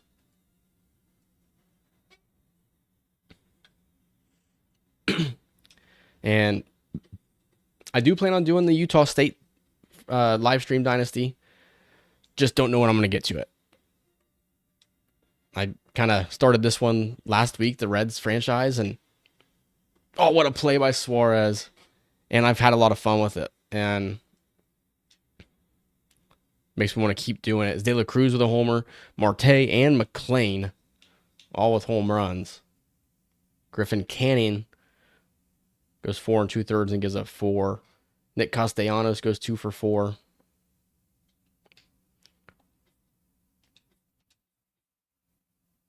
Ooh, Carson Spires.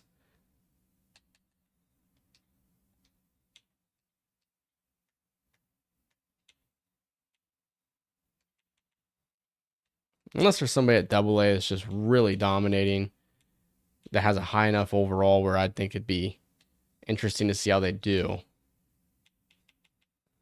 Yeah, I don't really see it.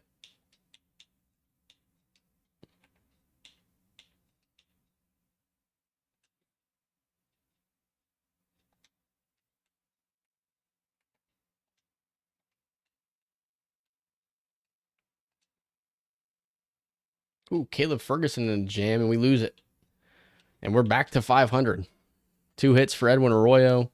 TJ Friedel with another home run. So where's the power coming from with TJ Friedel here? Brett Lauder did decent.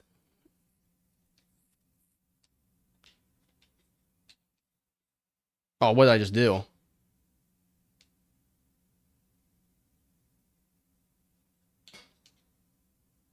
So luckily, I didn't make a huge mistake. Only 2 games didn't. That's so annoying. Brady Singer with a good outing then. We'll just simulate. Padres win 8-0. That's annoying. We should be 500 right now. And Friedel should have had a homer. So here's a look at the numbers.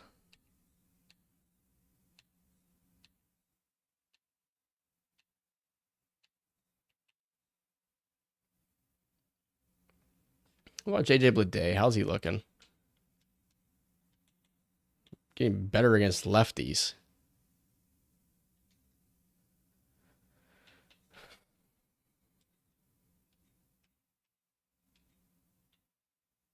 Who do I want to get a player lock in with it? I mean, Friedel would have been my player lock choice, but his home run got taken away from him because I screwed up and backed out of the game. That's extremely frustrating. Nathaniel Lowe with a 274 average is pretty impressive. I think what this lineup's kind of lacking right now is a little bit, obviously power in a way, but I think a little bit of it is contact. You know, nobody's hitting extraordinarily well. Zach Gallen's got that cutter. I feel like he threw it a lot in the older games. Trying to just jump on that knuckle curve.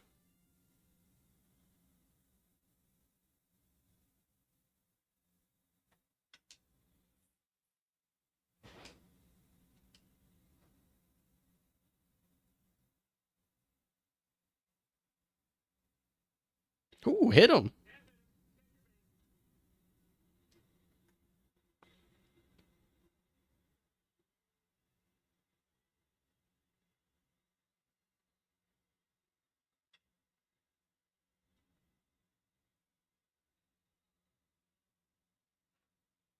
And Ellie pops that one up for out number 1. And here is Nathaniel Lowe. Only 4 homers, so not really hitting for a ton of power.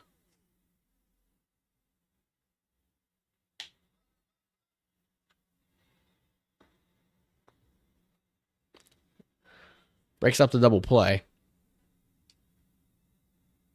Here's Suarez with 14 homers, which definitely leads the team.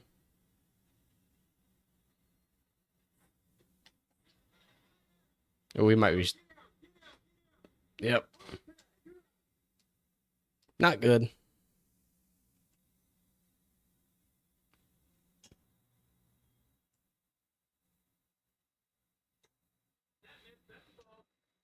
Last 10 games, Friedel with 2 homers. So, yeah, it would have been 3 homers in the last 10 games had I not backed out. There's a base knock. How about that? Good job, Friedel.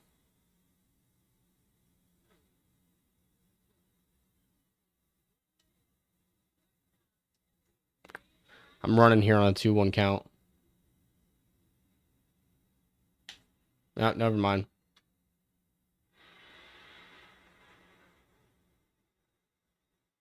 Ellie with a little bloop single, 2 on, nobody out.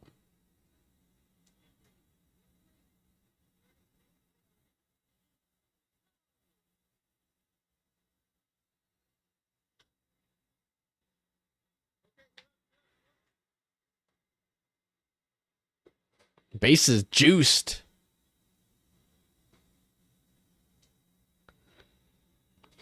And here comes Suarez. Full count. Might walk him.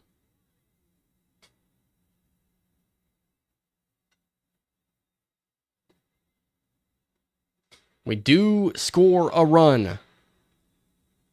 1-0 as Suarez picks up the RBI. Diamondbacks respond, though.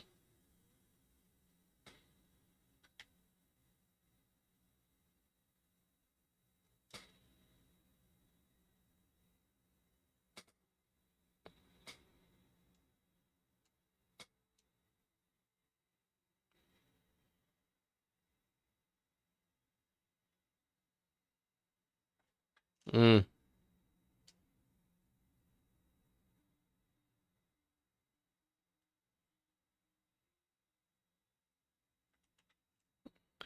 That one's rolled over to second. 1 out. Whew, losing now.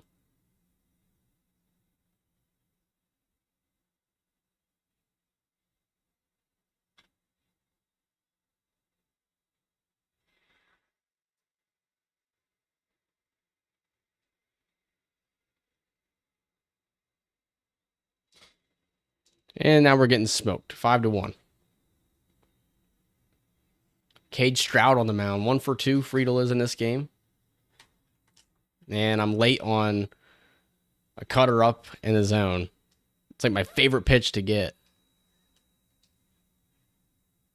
Sam Mole in the game. Lourdes Gurriel Jr. for the plate.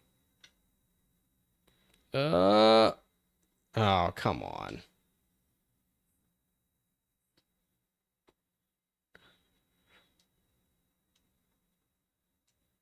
Okay, we're back in it. Bottom 9. 5-4.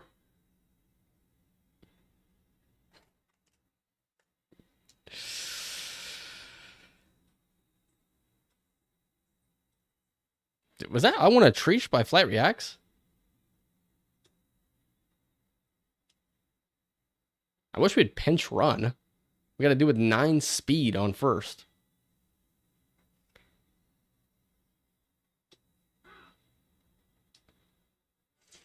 Got to protect now.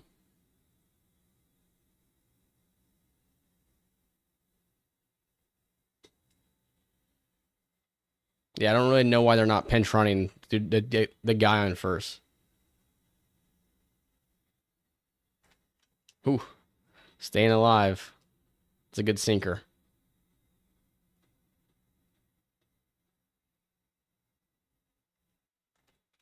Walk-off home run! Let's go! TJ Friedel.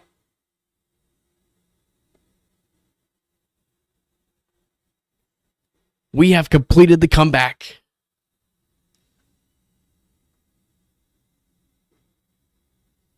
How about that? He gets his home run anyway.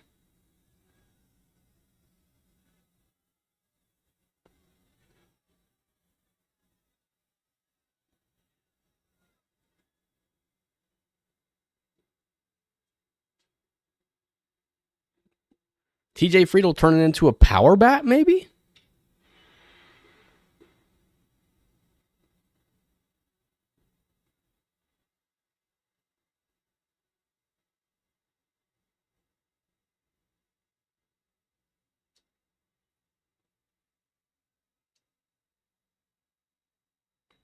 Player of the game, indeed. How about that right there for TJ Friedl, who is really showing a lot of pop in his bat right now.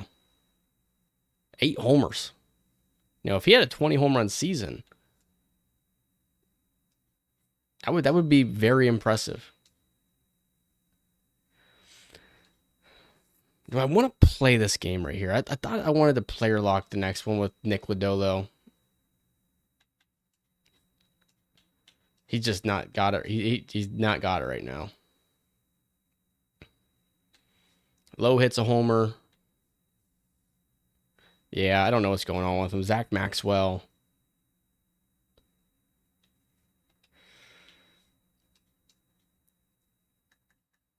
I think I want to send Maxwell down.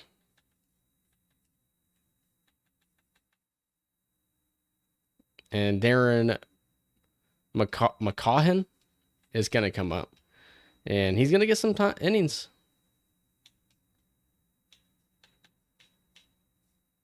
Brandon Williamson will then become a middle relief arm for us.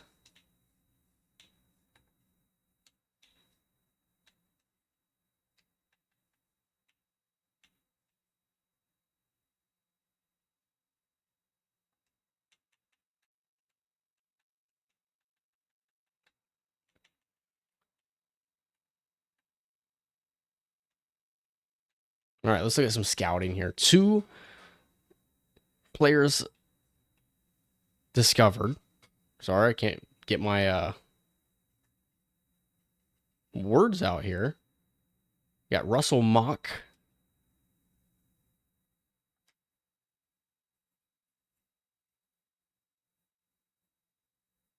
Yeah, not really anything crazy here.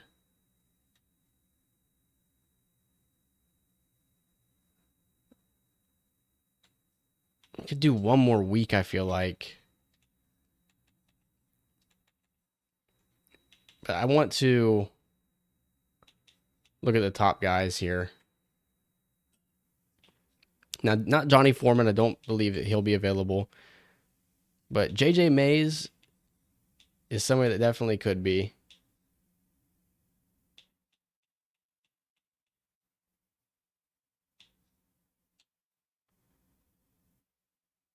Actually, you know what? I don't know if JJ Mays could.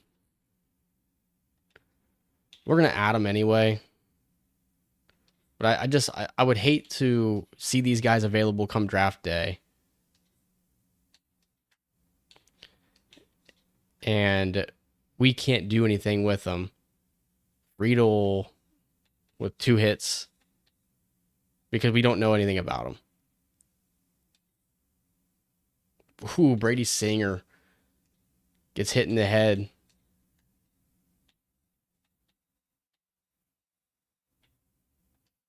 Okay.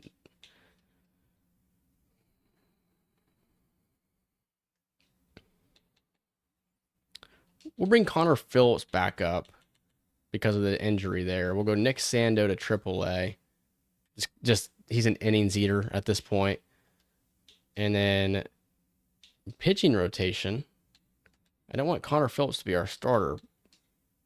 I want Darren McCaughan to be our starter. Could be Brandon Williamson, I guess, but might as well make it interesting here. 4-6, we lose this next one. Friedl with another 2 hits. Rhett Lauder, rough one for him. Right now, it kind of feels like Tyler Stevenson. Yeah, I mean, 6 homers is whatever. Nathaniel Lowe's been our best hitter here. Yeah, Ellie De La Cruz is leading off. Don't know why TJ Friedl's not. I think he's like on a hot streak right now. I like Lowe batting there.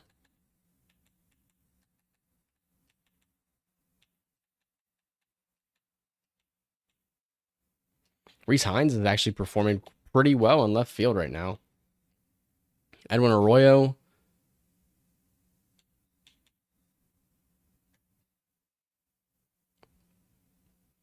Like Nathaniel Lowe, why is he leading off? Holy crap. I'd rather get Edwin Arroyo out there and let him do what he does best and face lefties.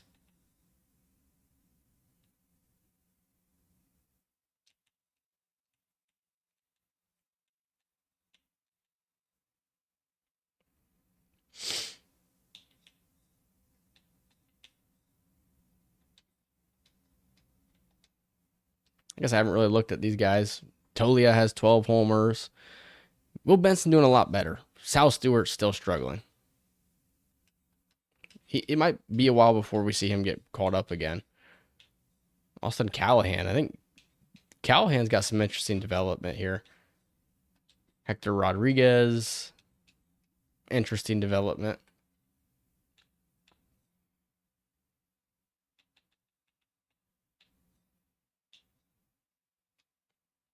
All right. I about did it again. Holy cow, I got to be careful.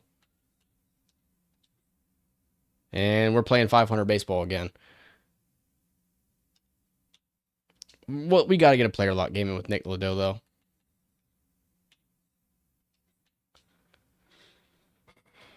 Edward Arroyo's batting 293. Could be your rookie of the year if he becomes an everyday player for us.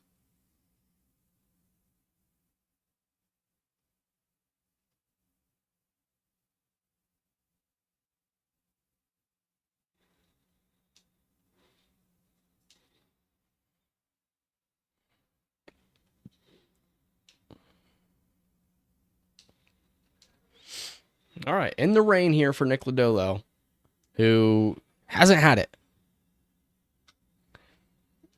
And I don't know what it would take to get him to have it.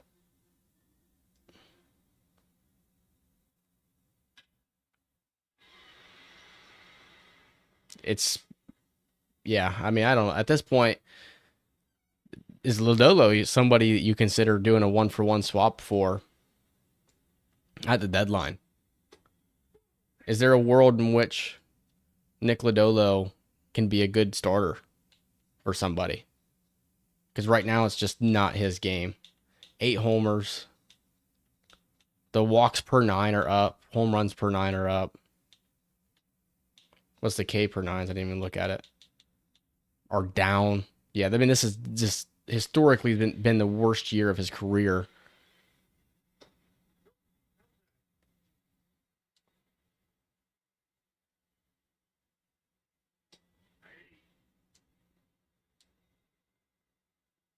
I mean, Lodolo is somebody I could see going to the Yankees.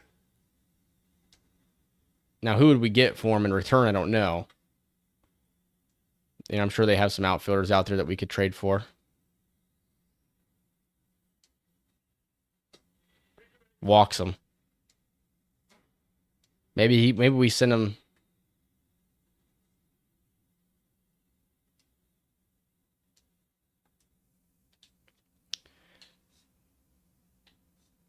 Because how old is Lodolo? He's 28, still very young. I think it might be time for a minor league option too. If we can't get something going here over the next 2 starts after this one.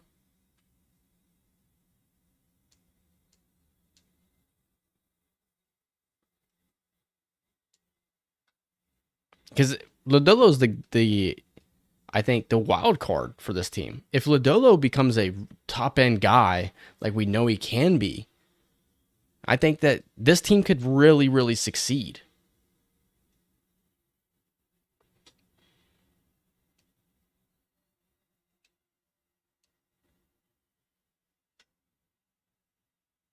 But if he's doing what he's doing right now, it could be ugly. Last thing I want to look at here. Don't want to continue to bore you guys, but this is his last year as well. I thought the Reds re-signed him. Maybe they did, and his deal just expires this year. And so it very well could be like, hey, you got a struggling outfielder, we got a struggling pitcher. Let's just make a 1-for-1 swap, and maybe it works out for the both of us. It's just all about that finding that outfielder who's got like 1 year left on his deal, where it's literally just a 1-for-1. 1 year left on the contract. Both guys are struggling. We should have challenged it.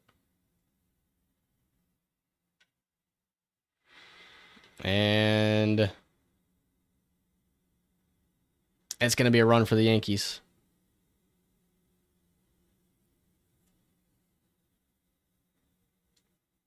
Maybe Trent Grisham. How's he playing this year? Crazy thing is he's like the same age, but he's playing really good. He's playing at like an all-star level.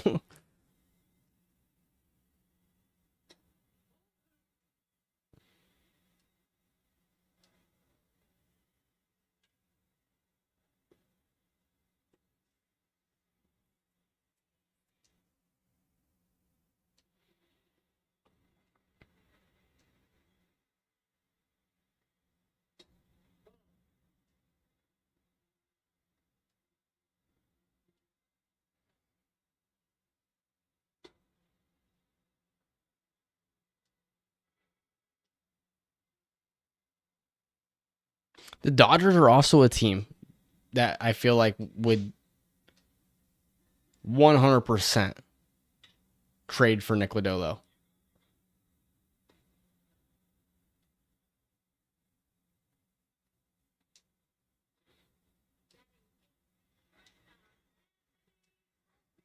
I wouldn't take Anthony Volpe, though. I've never really been interested in him. Not trade-wise, but like as a player, I just never was intrigued by Volpe.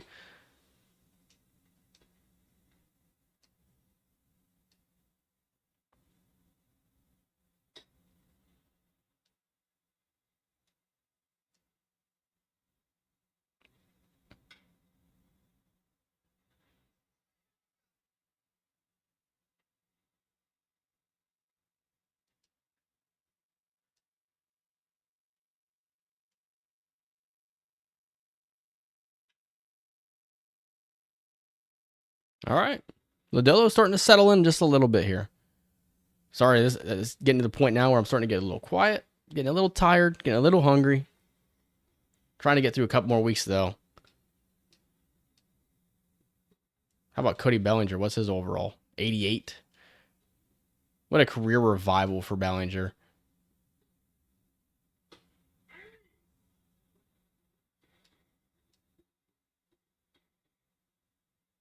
Strike 3 looking.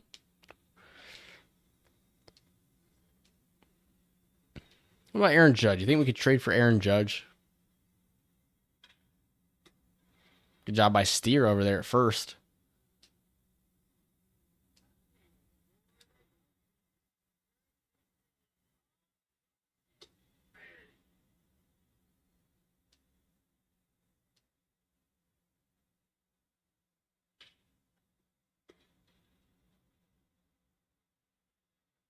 All right, really settling in here. 3 innings of work now.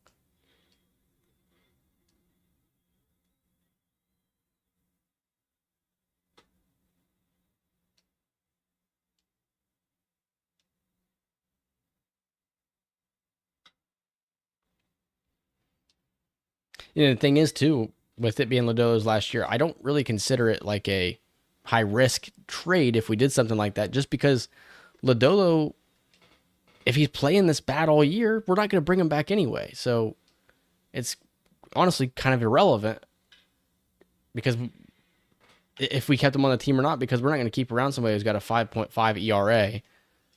You would never do that. Why would you do that? Especially because with his overall, he's probably going to be demanding a lot of money.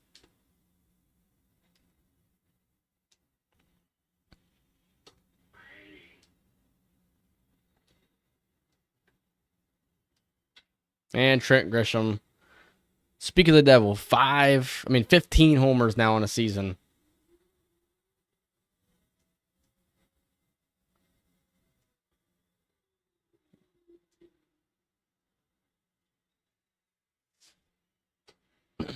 Challenging that. And it's the ball anyway. That was a strike.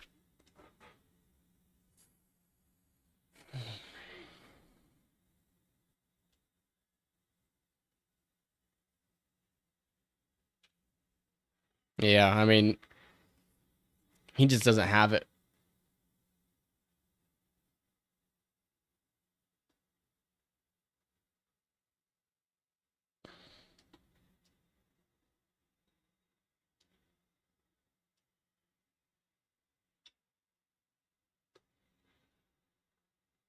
Six concurrent viewers right now. What's going on, everybody? Hanging out, playing some Reds franchise in season 1. So, we're late to the party with the MLB The Show 26, but better late than never. And I think that I would like to speed the first season along a little bit, but I obviously don't want to go super fast.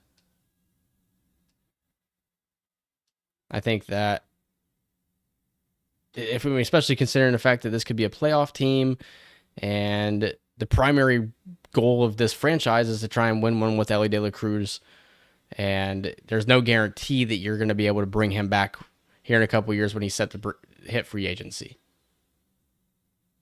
I think at this point, trying to get Lodolo to get through 5 innings here, do some scouting, do some trade deadline prep. Thought that one was crushed by Judge.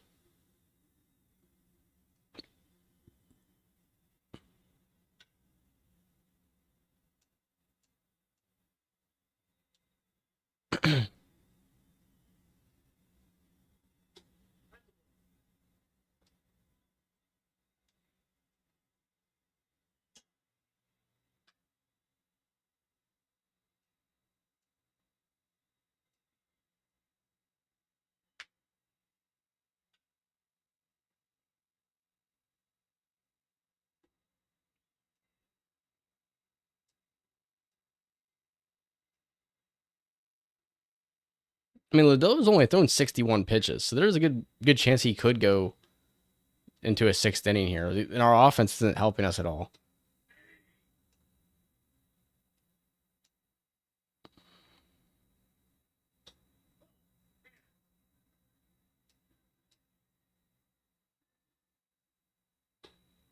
Whew.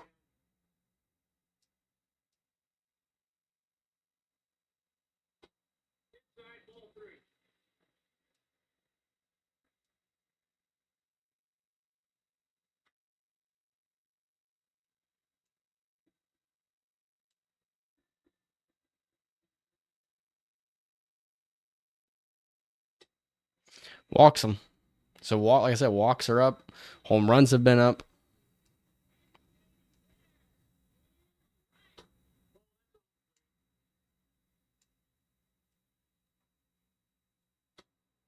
Can we buy a strike, please?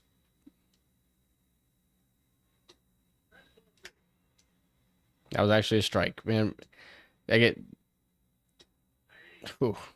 It might be ball 4. It is not.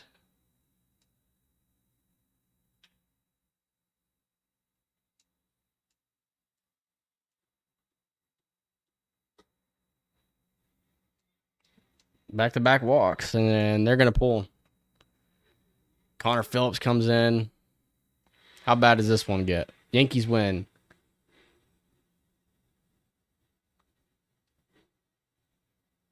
$11-1.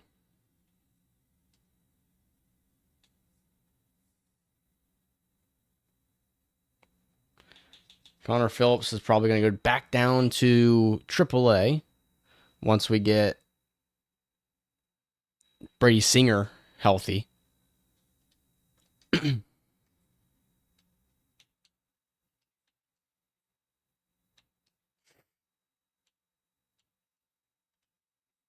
Okay, we win that one. 5-2 as we go right back to 500. Friedel goes 0 for 2. 2 hits for Suarez and Steer. Good game for Andrew Abbott. Pierce Johnson, good game. All right, let's look at the scouting here. So, they're both pretty solid.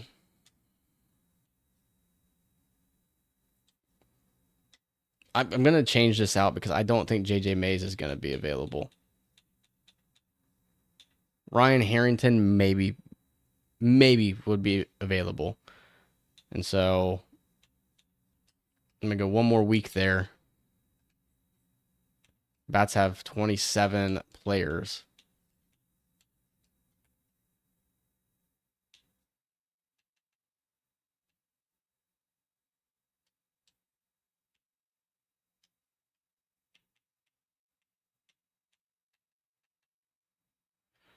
Vargas will go down.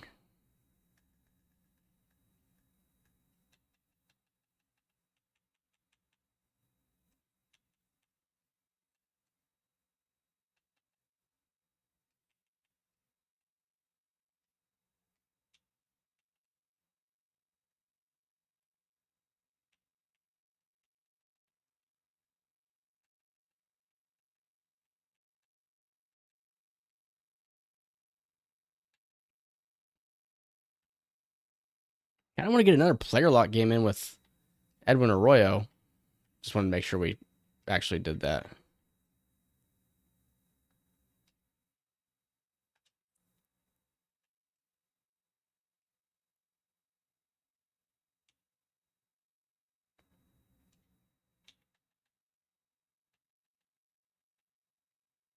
Okay, not gonna be this week, this game right here. We'll enter here. Trying to speed things along here.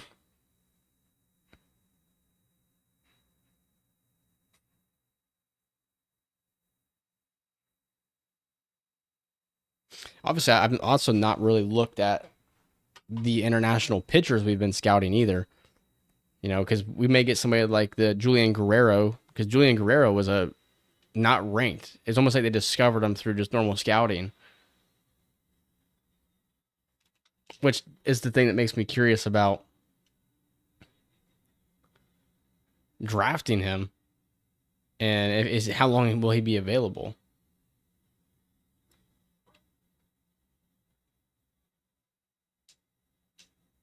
I don't like the speed that we have on second base, but I'm not going to make a change yet. There we go. That's going to give us the lead. 4-3 Reds lead.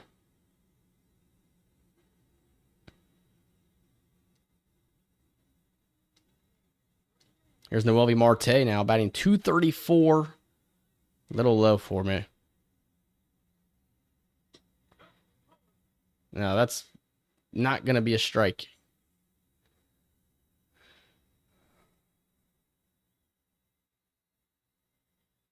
Oh, it was a breaking ball.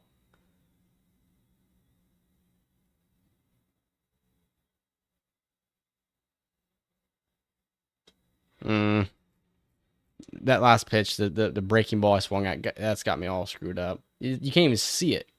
It was so out of the zone.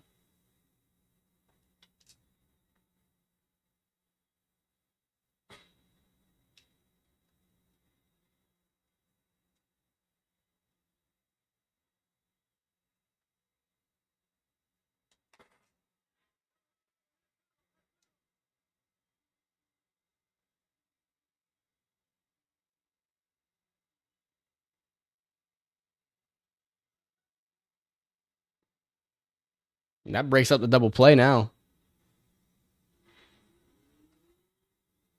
Stolen base for Spencer Steer is 10th of the season. Now their infield comes in. Full count for Reese Hines. On deck. And it's going to be bases juiced. Unless. I knew it. Bases juiced for Reese Hines, who's playing really well this season. Average almost up to 300. And if I was just a tad behind it.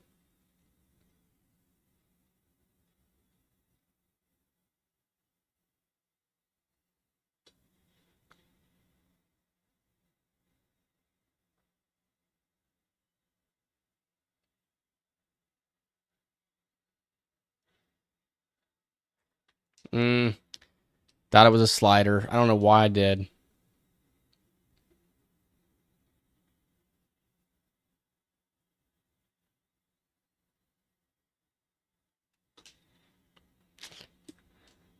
Dang it. Zerpa comes out. They bring in another lefty, and it's Jared Koenig. It's Tyler Stevenson up to the plate. Average climbing just a little bit. Got to be prepared to hit the curve there. I wasn't.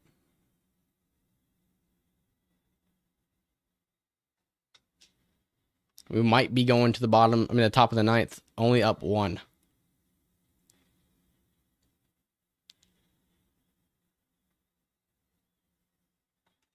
Oh, that might be crushed. Is that a grand slam? Gone! Another grand slam. Tyler Stevenson. That's like 5 homers for me in this stream.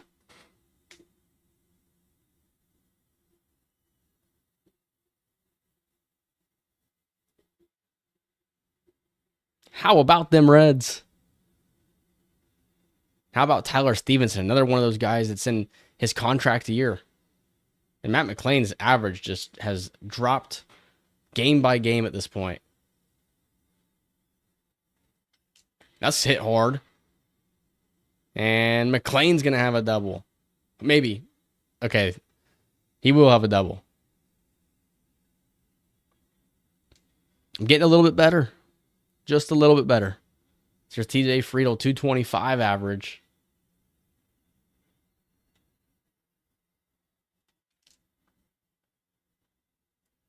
I guess the one thing I should look about with Friedl,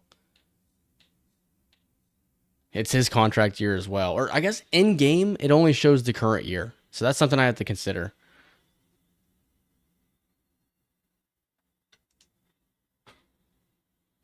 We're in 3rd place in the NL Central. And the wild card, it doesn't show us. That's a bloop hit to center, and it is caught. And I think at this point, there's no reason for us to stay. I think we'll return to simulating, where we do win 8-3.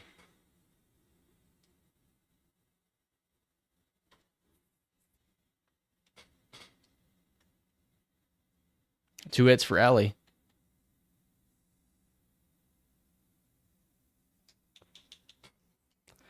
And I think that puts us up 1 game above 500 again.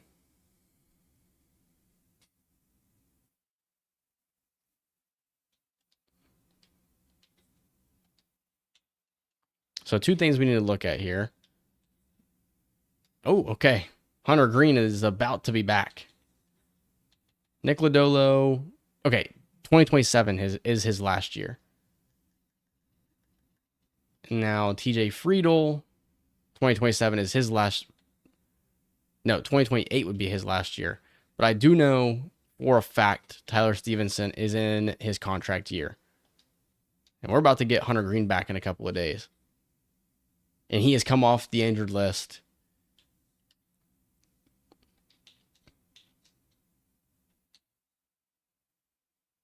And he'll pitch after Andrew Abbott. So McCahan, however you say it, thank you for your service, buddy. But you are going to be going back down to AAA. We have a guy in a 40-minute. He's got to go to AA then.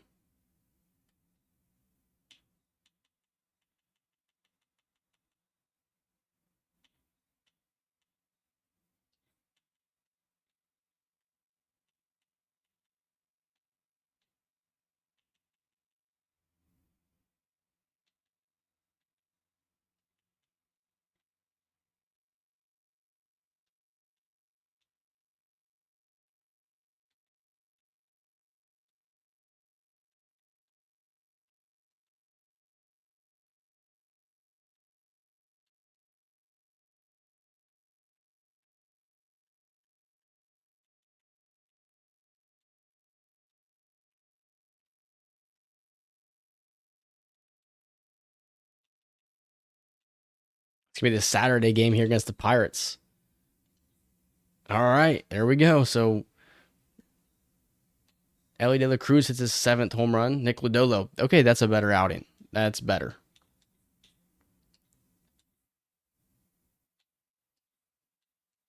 And the Pirates beat us 5-3. Ellie with 2 hits. Andrew Abbott with kind of a rough game. But it is now time for the return of Hunter Green.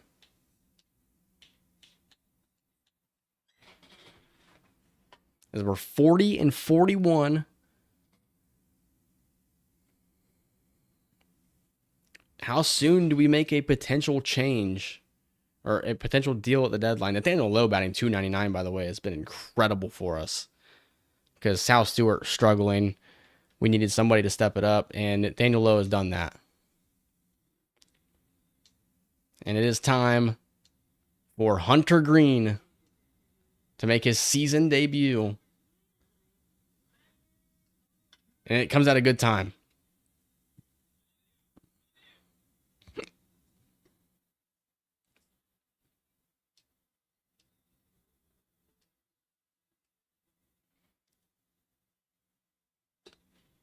.102 miles per hour. We're 3 games back in the wild card. What's the number you're chasing as far as, and for this many games back, we're going to go all in?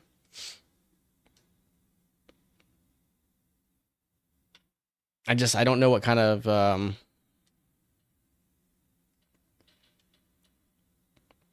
don't know what kind of trade deadline this is going to be for us.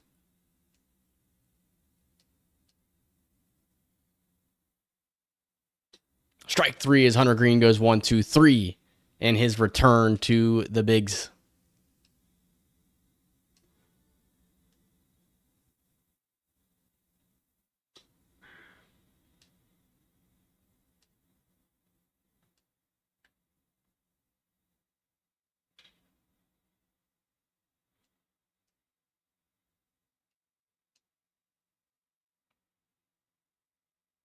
Strike 3 on Brian Reynolds.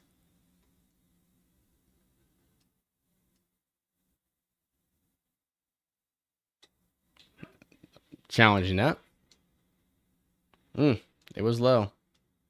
O'Neal Cruz, such a big guy. The strike zone is humongous. Like that right there, I would have told you was a ball.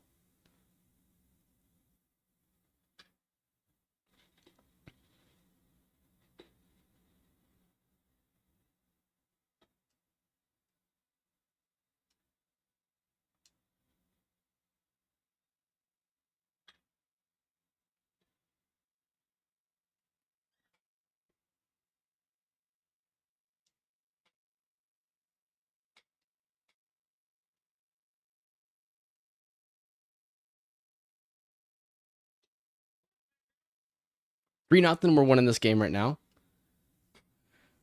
Hunter Green, Ellie De La Cruz, maybe Sal Stewart, depending on how everything goes. But those two are your, like, they're, I don't want them to go anywhere this entire franchise. If I can do it, I'd love to have Hunter Green and Ellie De La Cruz be in this franchise the entire time. Everybody else is pretty much up for grabs.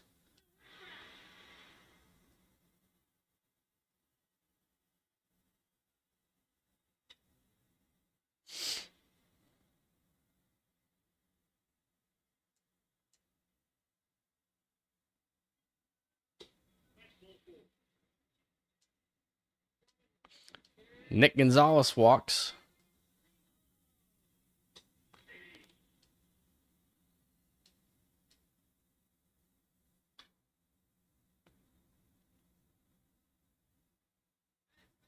Nathaniel Lowe, I thought he was tagging.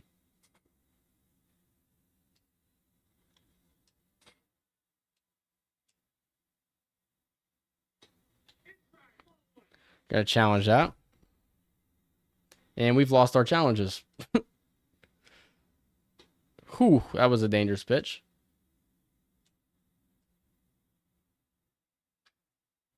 So wasn't that one. Then we should stop throwing the splitter. Strike 3.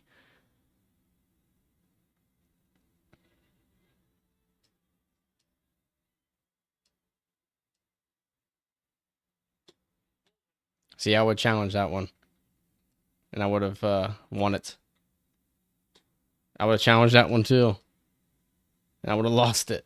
Do not challenge low strikes is the lesson that I'm learning. Start challenging the high ones that I'm thinking could be strikes, and stop challenging the low ones that I think are strikes.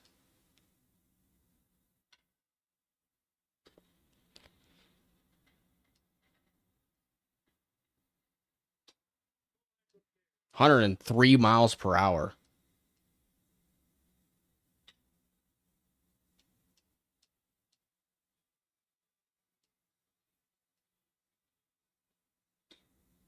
Dang. 2 walks in 1 inning.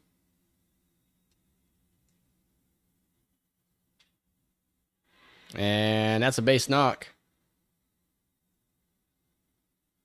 And Pirates are on the board. Walks come back to haunt you. That's the truth. Can we please pitch a strike?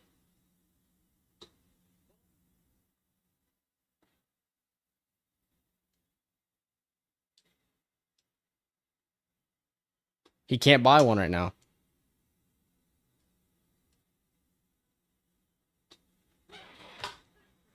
Oh my gosh, dude.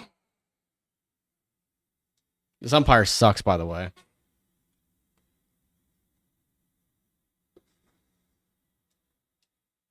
Three walks in the inning.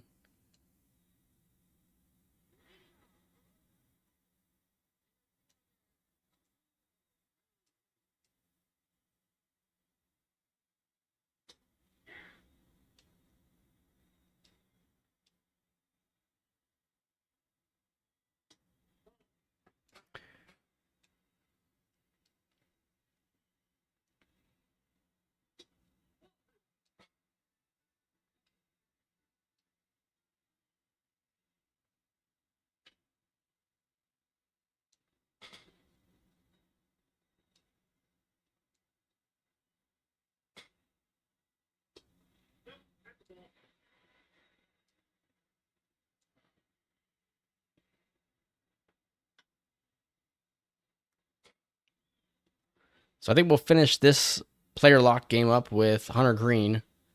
And then I think that we'll look at the scouting, get into July 1st, and then the next episode of July is where we're going to break down the scouting. We're going to look at trade deadline prep. I'm not going to get into any of that today just because I don't really have the time for it.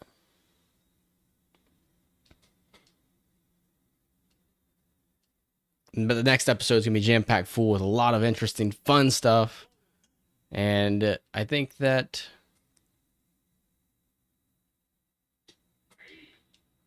we'll try to get through more than just July. Maybe we'll get through like a month and a half, and then that way the last stream is also just a month and a half.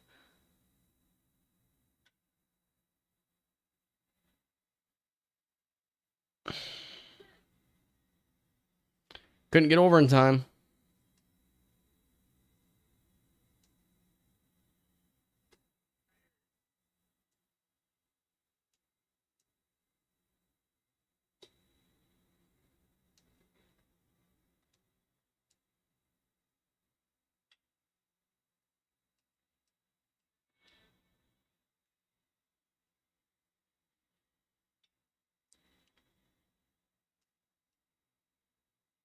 I think if I was playing this game full, I think this would be the last inning for Hunter Green.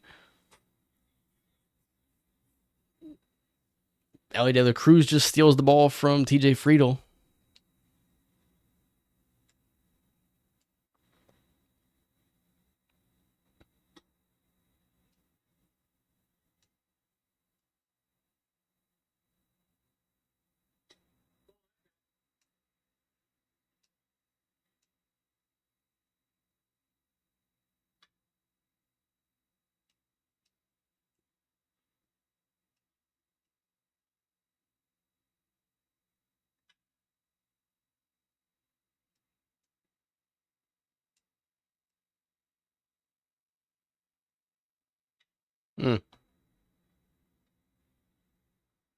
Marte makes the play. I think 5 is probably more so what you can expect from Green in this game.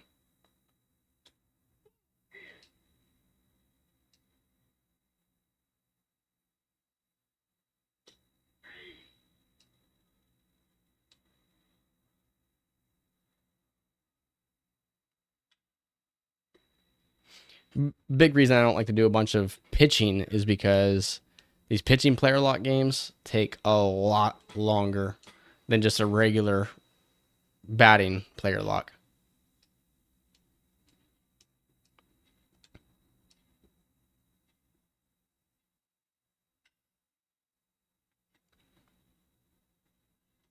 The shift was on, or would have been a base hit.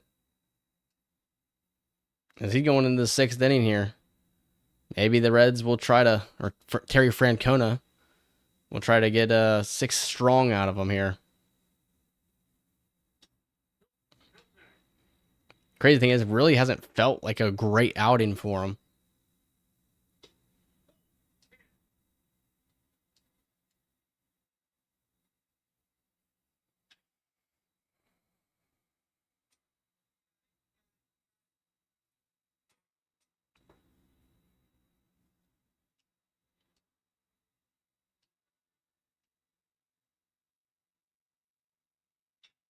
Ooh, that one smacked. Only 89 off the bat, though. As soon as it makes the noise, you look at what the exit velo was, and you realize it wasn't that bad.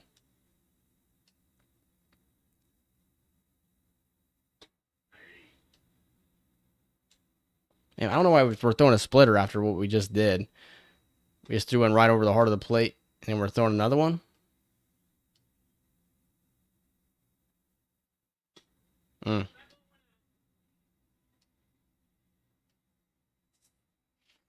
Starting to get the vibe. Maybe we might see a... How do you not make that play, Ellie?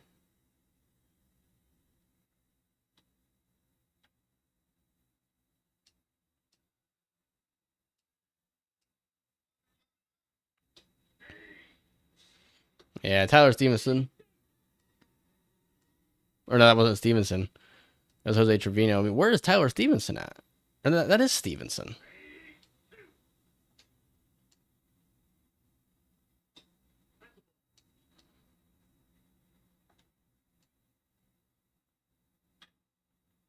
And that's going to be another run for the Pirates. We'll see if they pull him now. Nope, they're going to keep him in. Nick Gonzalez comes to the plate.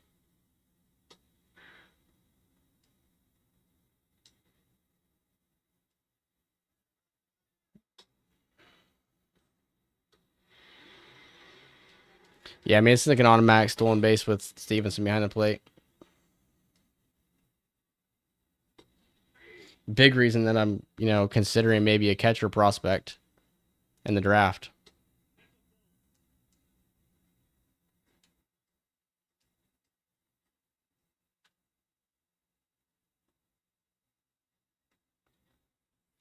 Well, it looks like maybe 2 earned through 6 innings.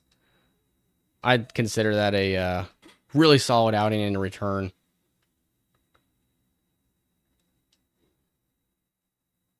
Ellie goes 3 for 4. Nathaniel Lowe. How about that right there? Only 3 strikeouts for Hunter Green. Would have expected more, not going to lie.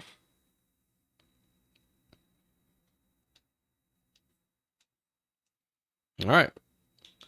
We'll go to scouting here. Yeah, Ryan Harrington.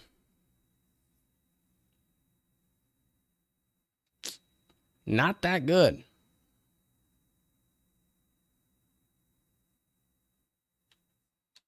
So, and then Jorge Delgado looks really good to me. I think that he would be somebody I would select. And even with 75% scouted, I think that I would select him. Now, with these last couple, I want to look at Casey Tomlinson.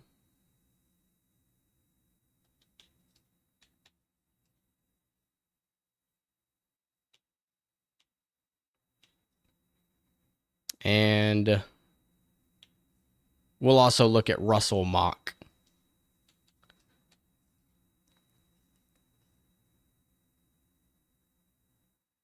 Who? Brett Newton. 18-year-old from New York. Only has 3 pitches, though.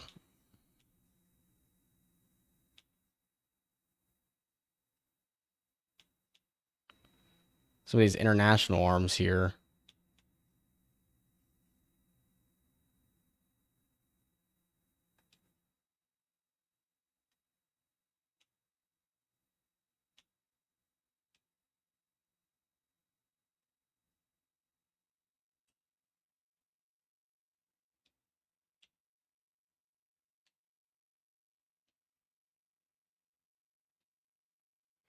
I'm not going to look at any relievers. Yeah, that's something maybe you could just take a swing and, swing in the dark and just see. And we just continue to play this like 500 baseball here. Who did we just get off?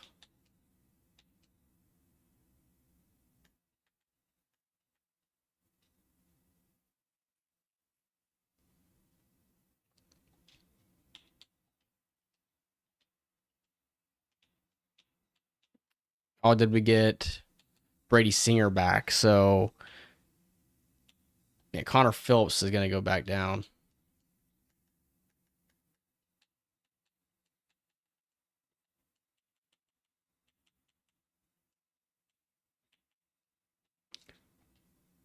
And now comes the tricky part about what do we do with our pitching rotation. I don't want Rhett Lauder out of the rotation. So let's move Nick Lodolo, I guess, to the bullpen. Our starters have been so good this year for us. Graham Ashcraft's ERA is coming down a little bit.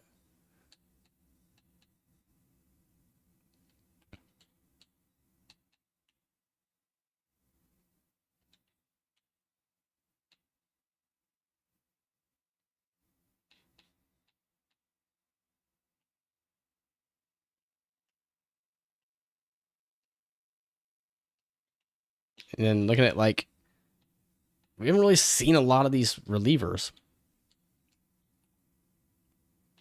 I still don't like what we're seeing out of Friedel. Nathaniel Lowe has been so good. Reese Hines has even been really good.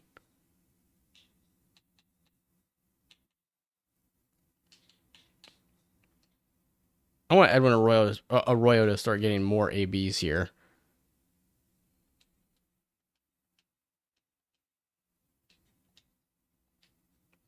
And then, of course, the last thing I want to look at here.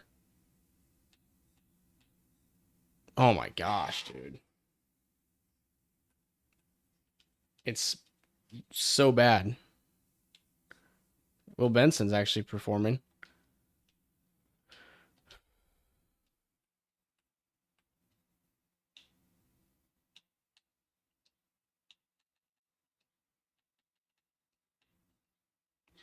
I'm going to get a player log gaming with Nathaniel Lowe real quick. We need an outfielder, I think. I think we need one soon. 42 and 42. If we can win this right here, I will call the episode right after this game. If not, we'll advance to our last scouting session, I guess.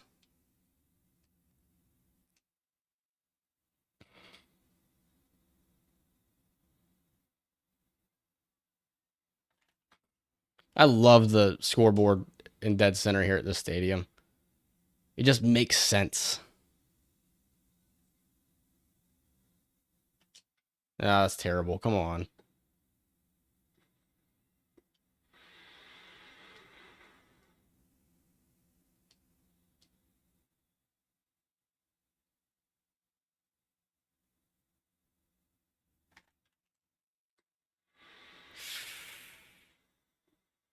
Ooh, I thought he pulled his foot there for a second. So Lodolo's on the mound. Out of the bullpen this time, though. Oh my gosh.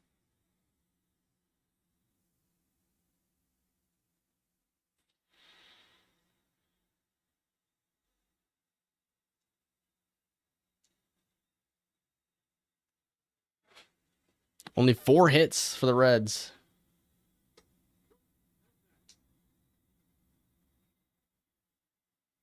Average is at 300 exactly. And that right there will drop it below 300.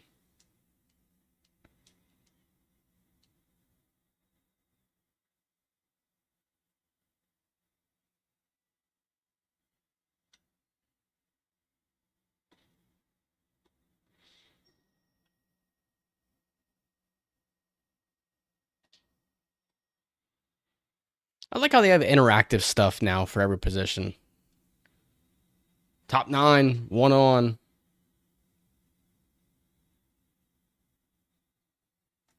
Oh, man.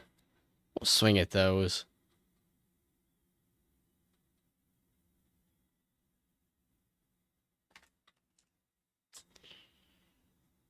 Wonder how Edwin Arroyo's played in this game. Looks like he's working on an O for. Staying alive.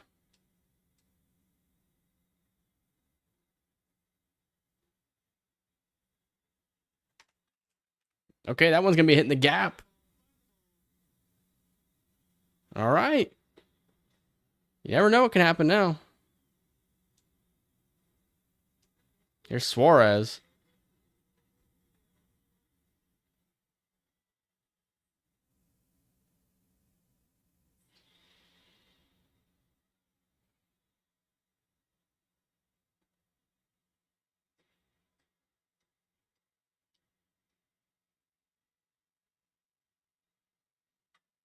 And 6, 4, 3 double play. Brewers win it. And we fall to 2 games below 500 now, I think. Right? Christian Yelich with a homer. Brandon Sprott. Just 1 game, okay.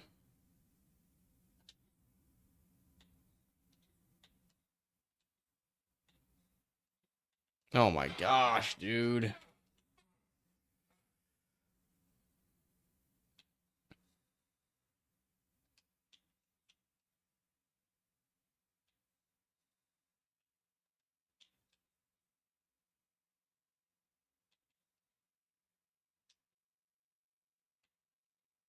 Okay, so that's actually not bad here.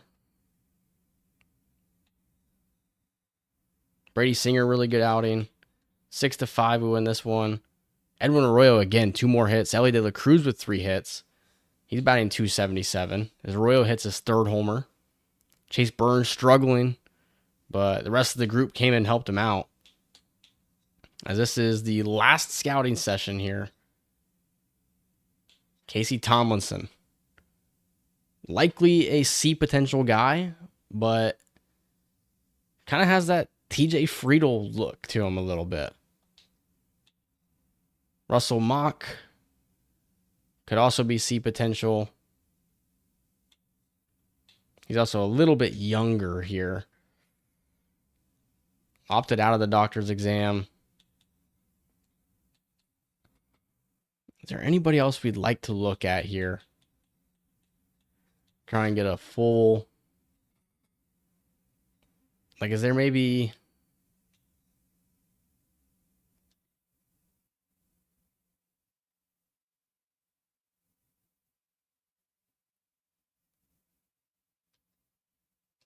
Could we be fooled by Felipe Francisco?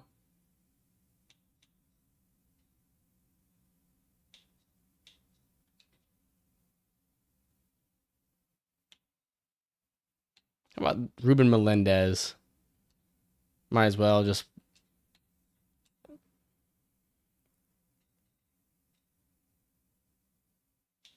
We got some of these guys here from the international region. Not all the way scouted or anything. Some of them are. Like William Morey looks really interesting. Do we have a closer anywhere here that... Like William Harrington, I think, is an interesting prospect, but looking for maybe somebody that's older. Like Orlando Sanchez. Yeah, let's look at Orlando Sanchez. And that'll be our last week of scouting. One more player lock. Let's get it in with Ellie De La Cruz and then call it a day. A win here would make us 500. Man, it looks like everybody on our team is on a cold streak right now. We need an outfielder desperately.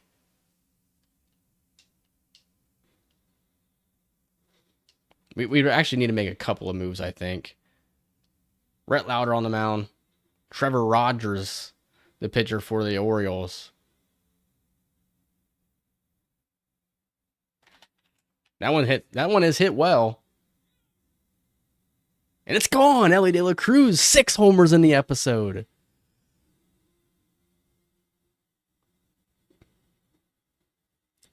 Number 9 for Ellie.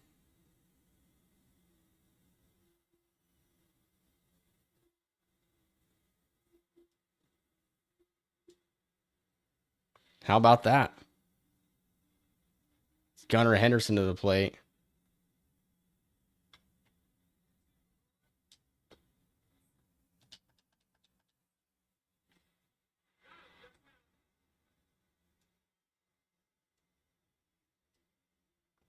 And of course, it's tied now.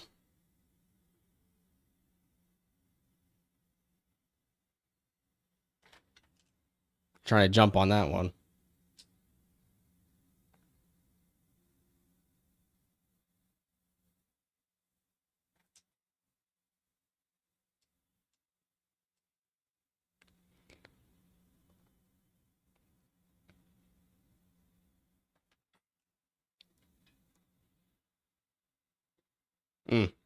Good dig over there at first. Pete Alonso. Okay, 6-2, we're winning. Keegan Aiken on the mound now.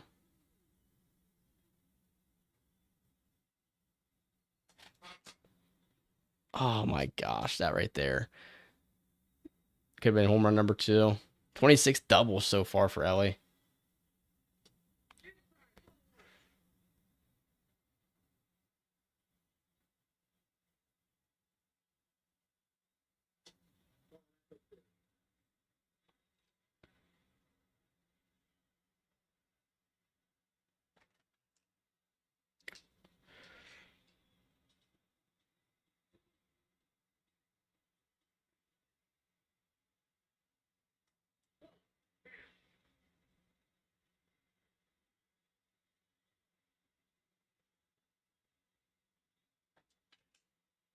And that's going to be a base knock for Ellie.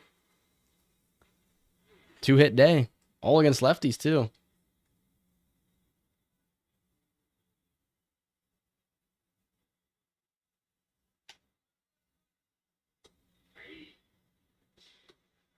It's too easy. 23 stolen bases so far. About to get 24 right here.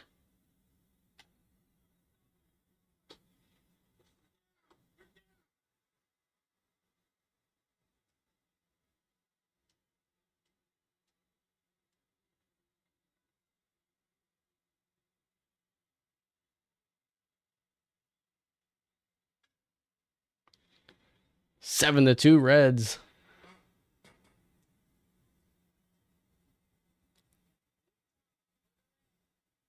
Another lefty.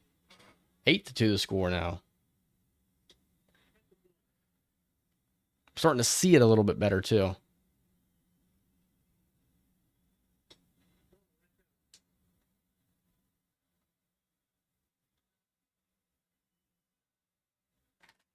Ah.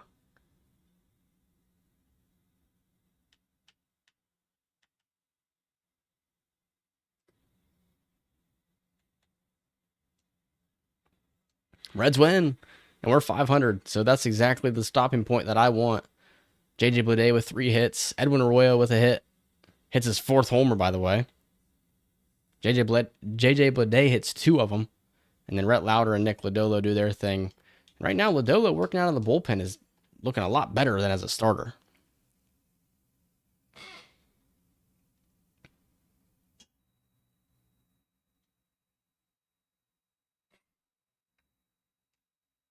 All right, the draft is in 6 days.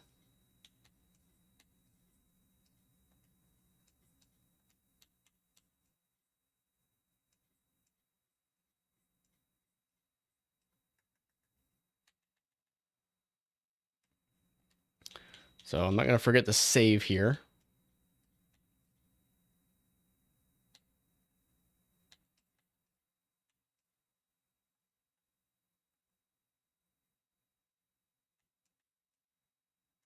And then one thing I'm kind of interested on is there a chance that we could be in the Rookie of the Year contention?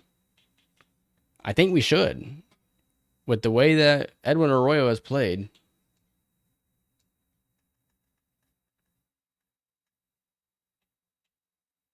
I think for sure. I think the ratings should be increasing more than they have been, too.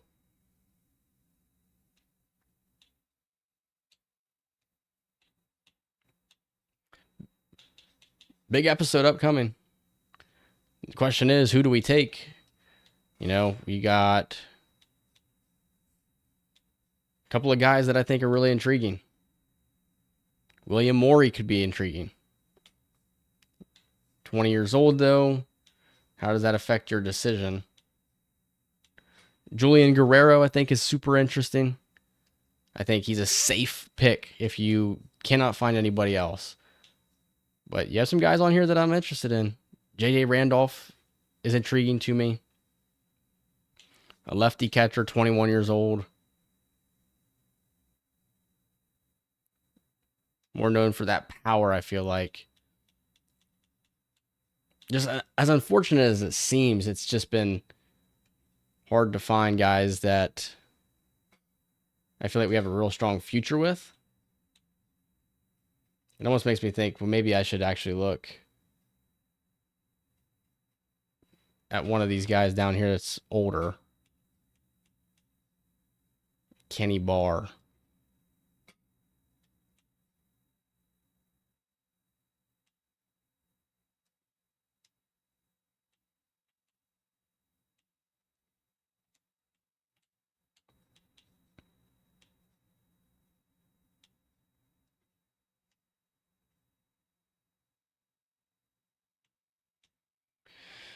Because it really kind of feels like it's going to be a lot of guessing.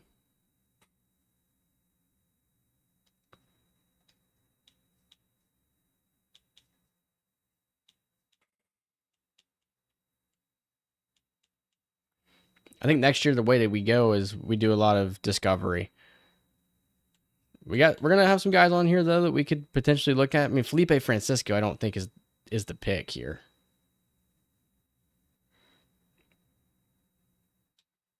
Yeah, I don't know. Maybe he is.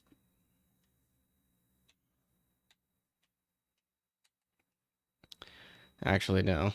I'm gonna go third baseman. Is there a 21-year-old third baseman who could be interesting?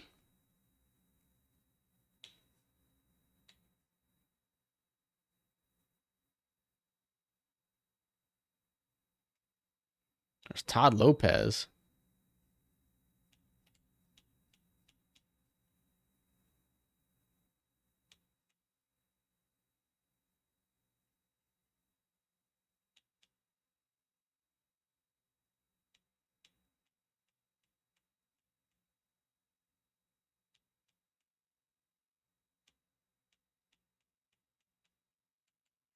Yeah, I'm gonna put Todd Lopez on here. I just think that he could be a little bit more intriguing with that contact versus lefties.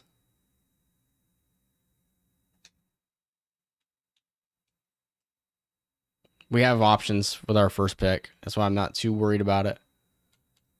All right, anywho, let's save this.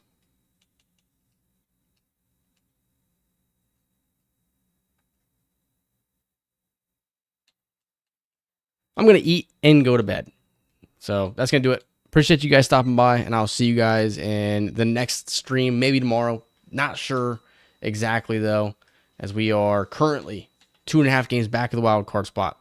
Stay tuned for what's next. See ya.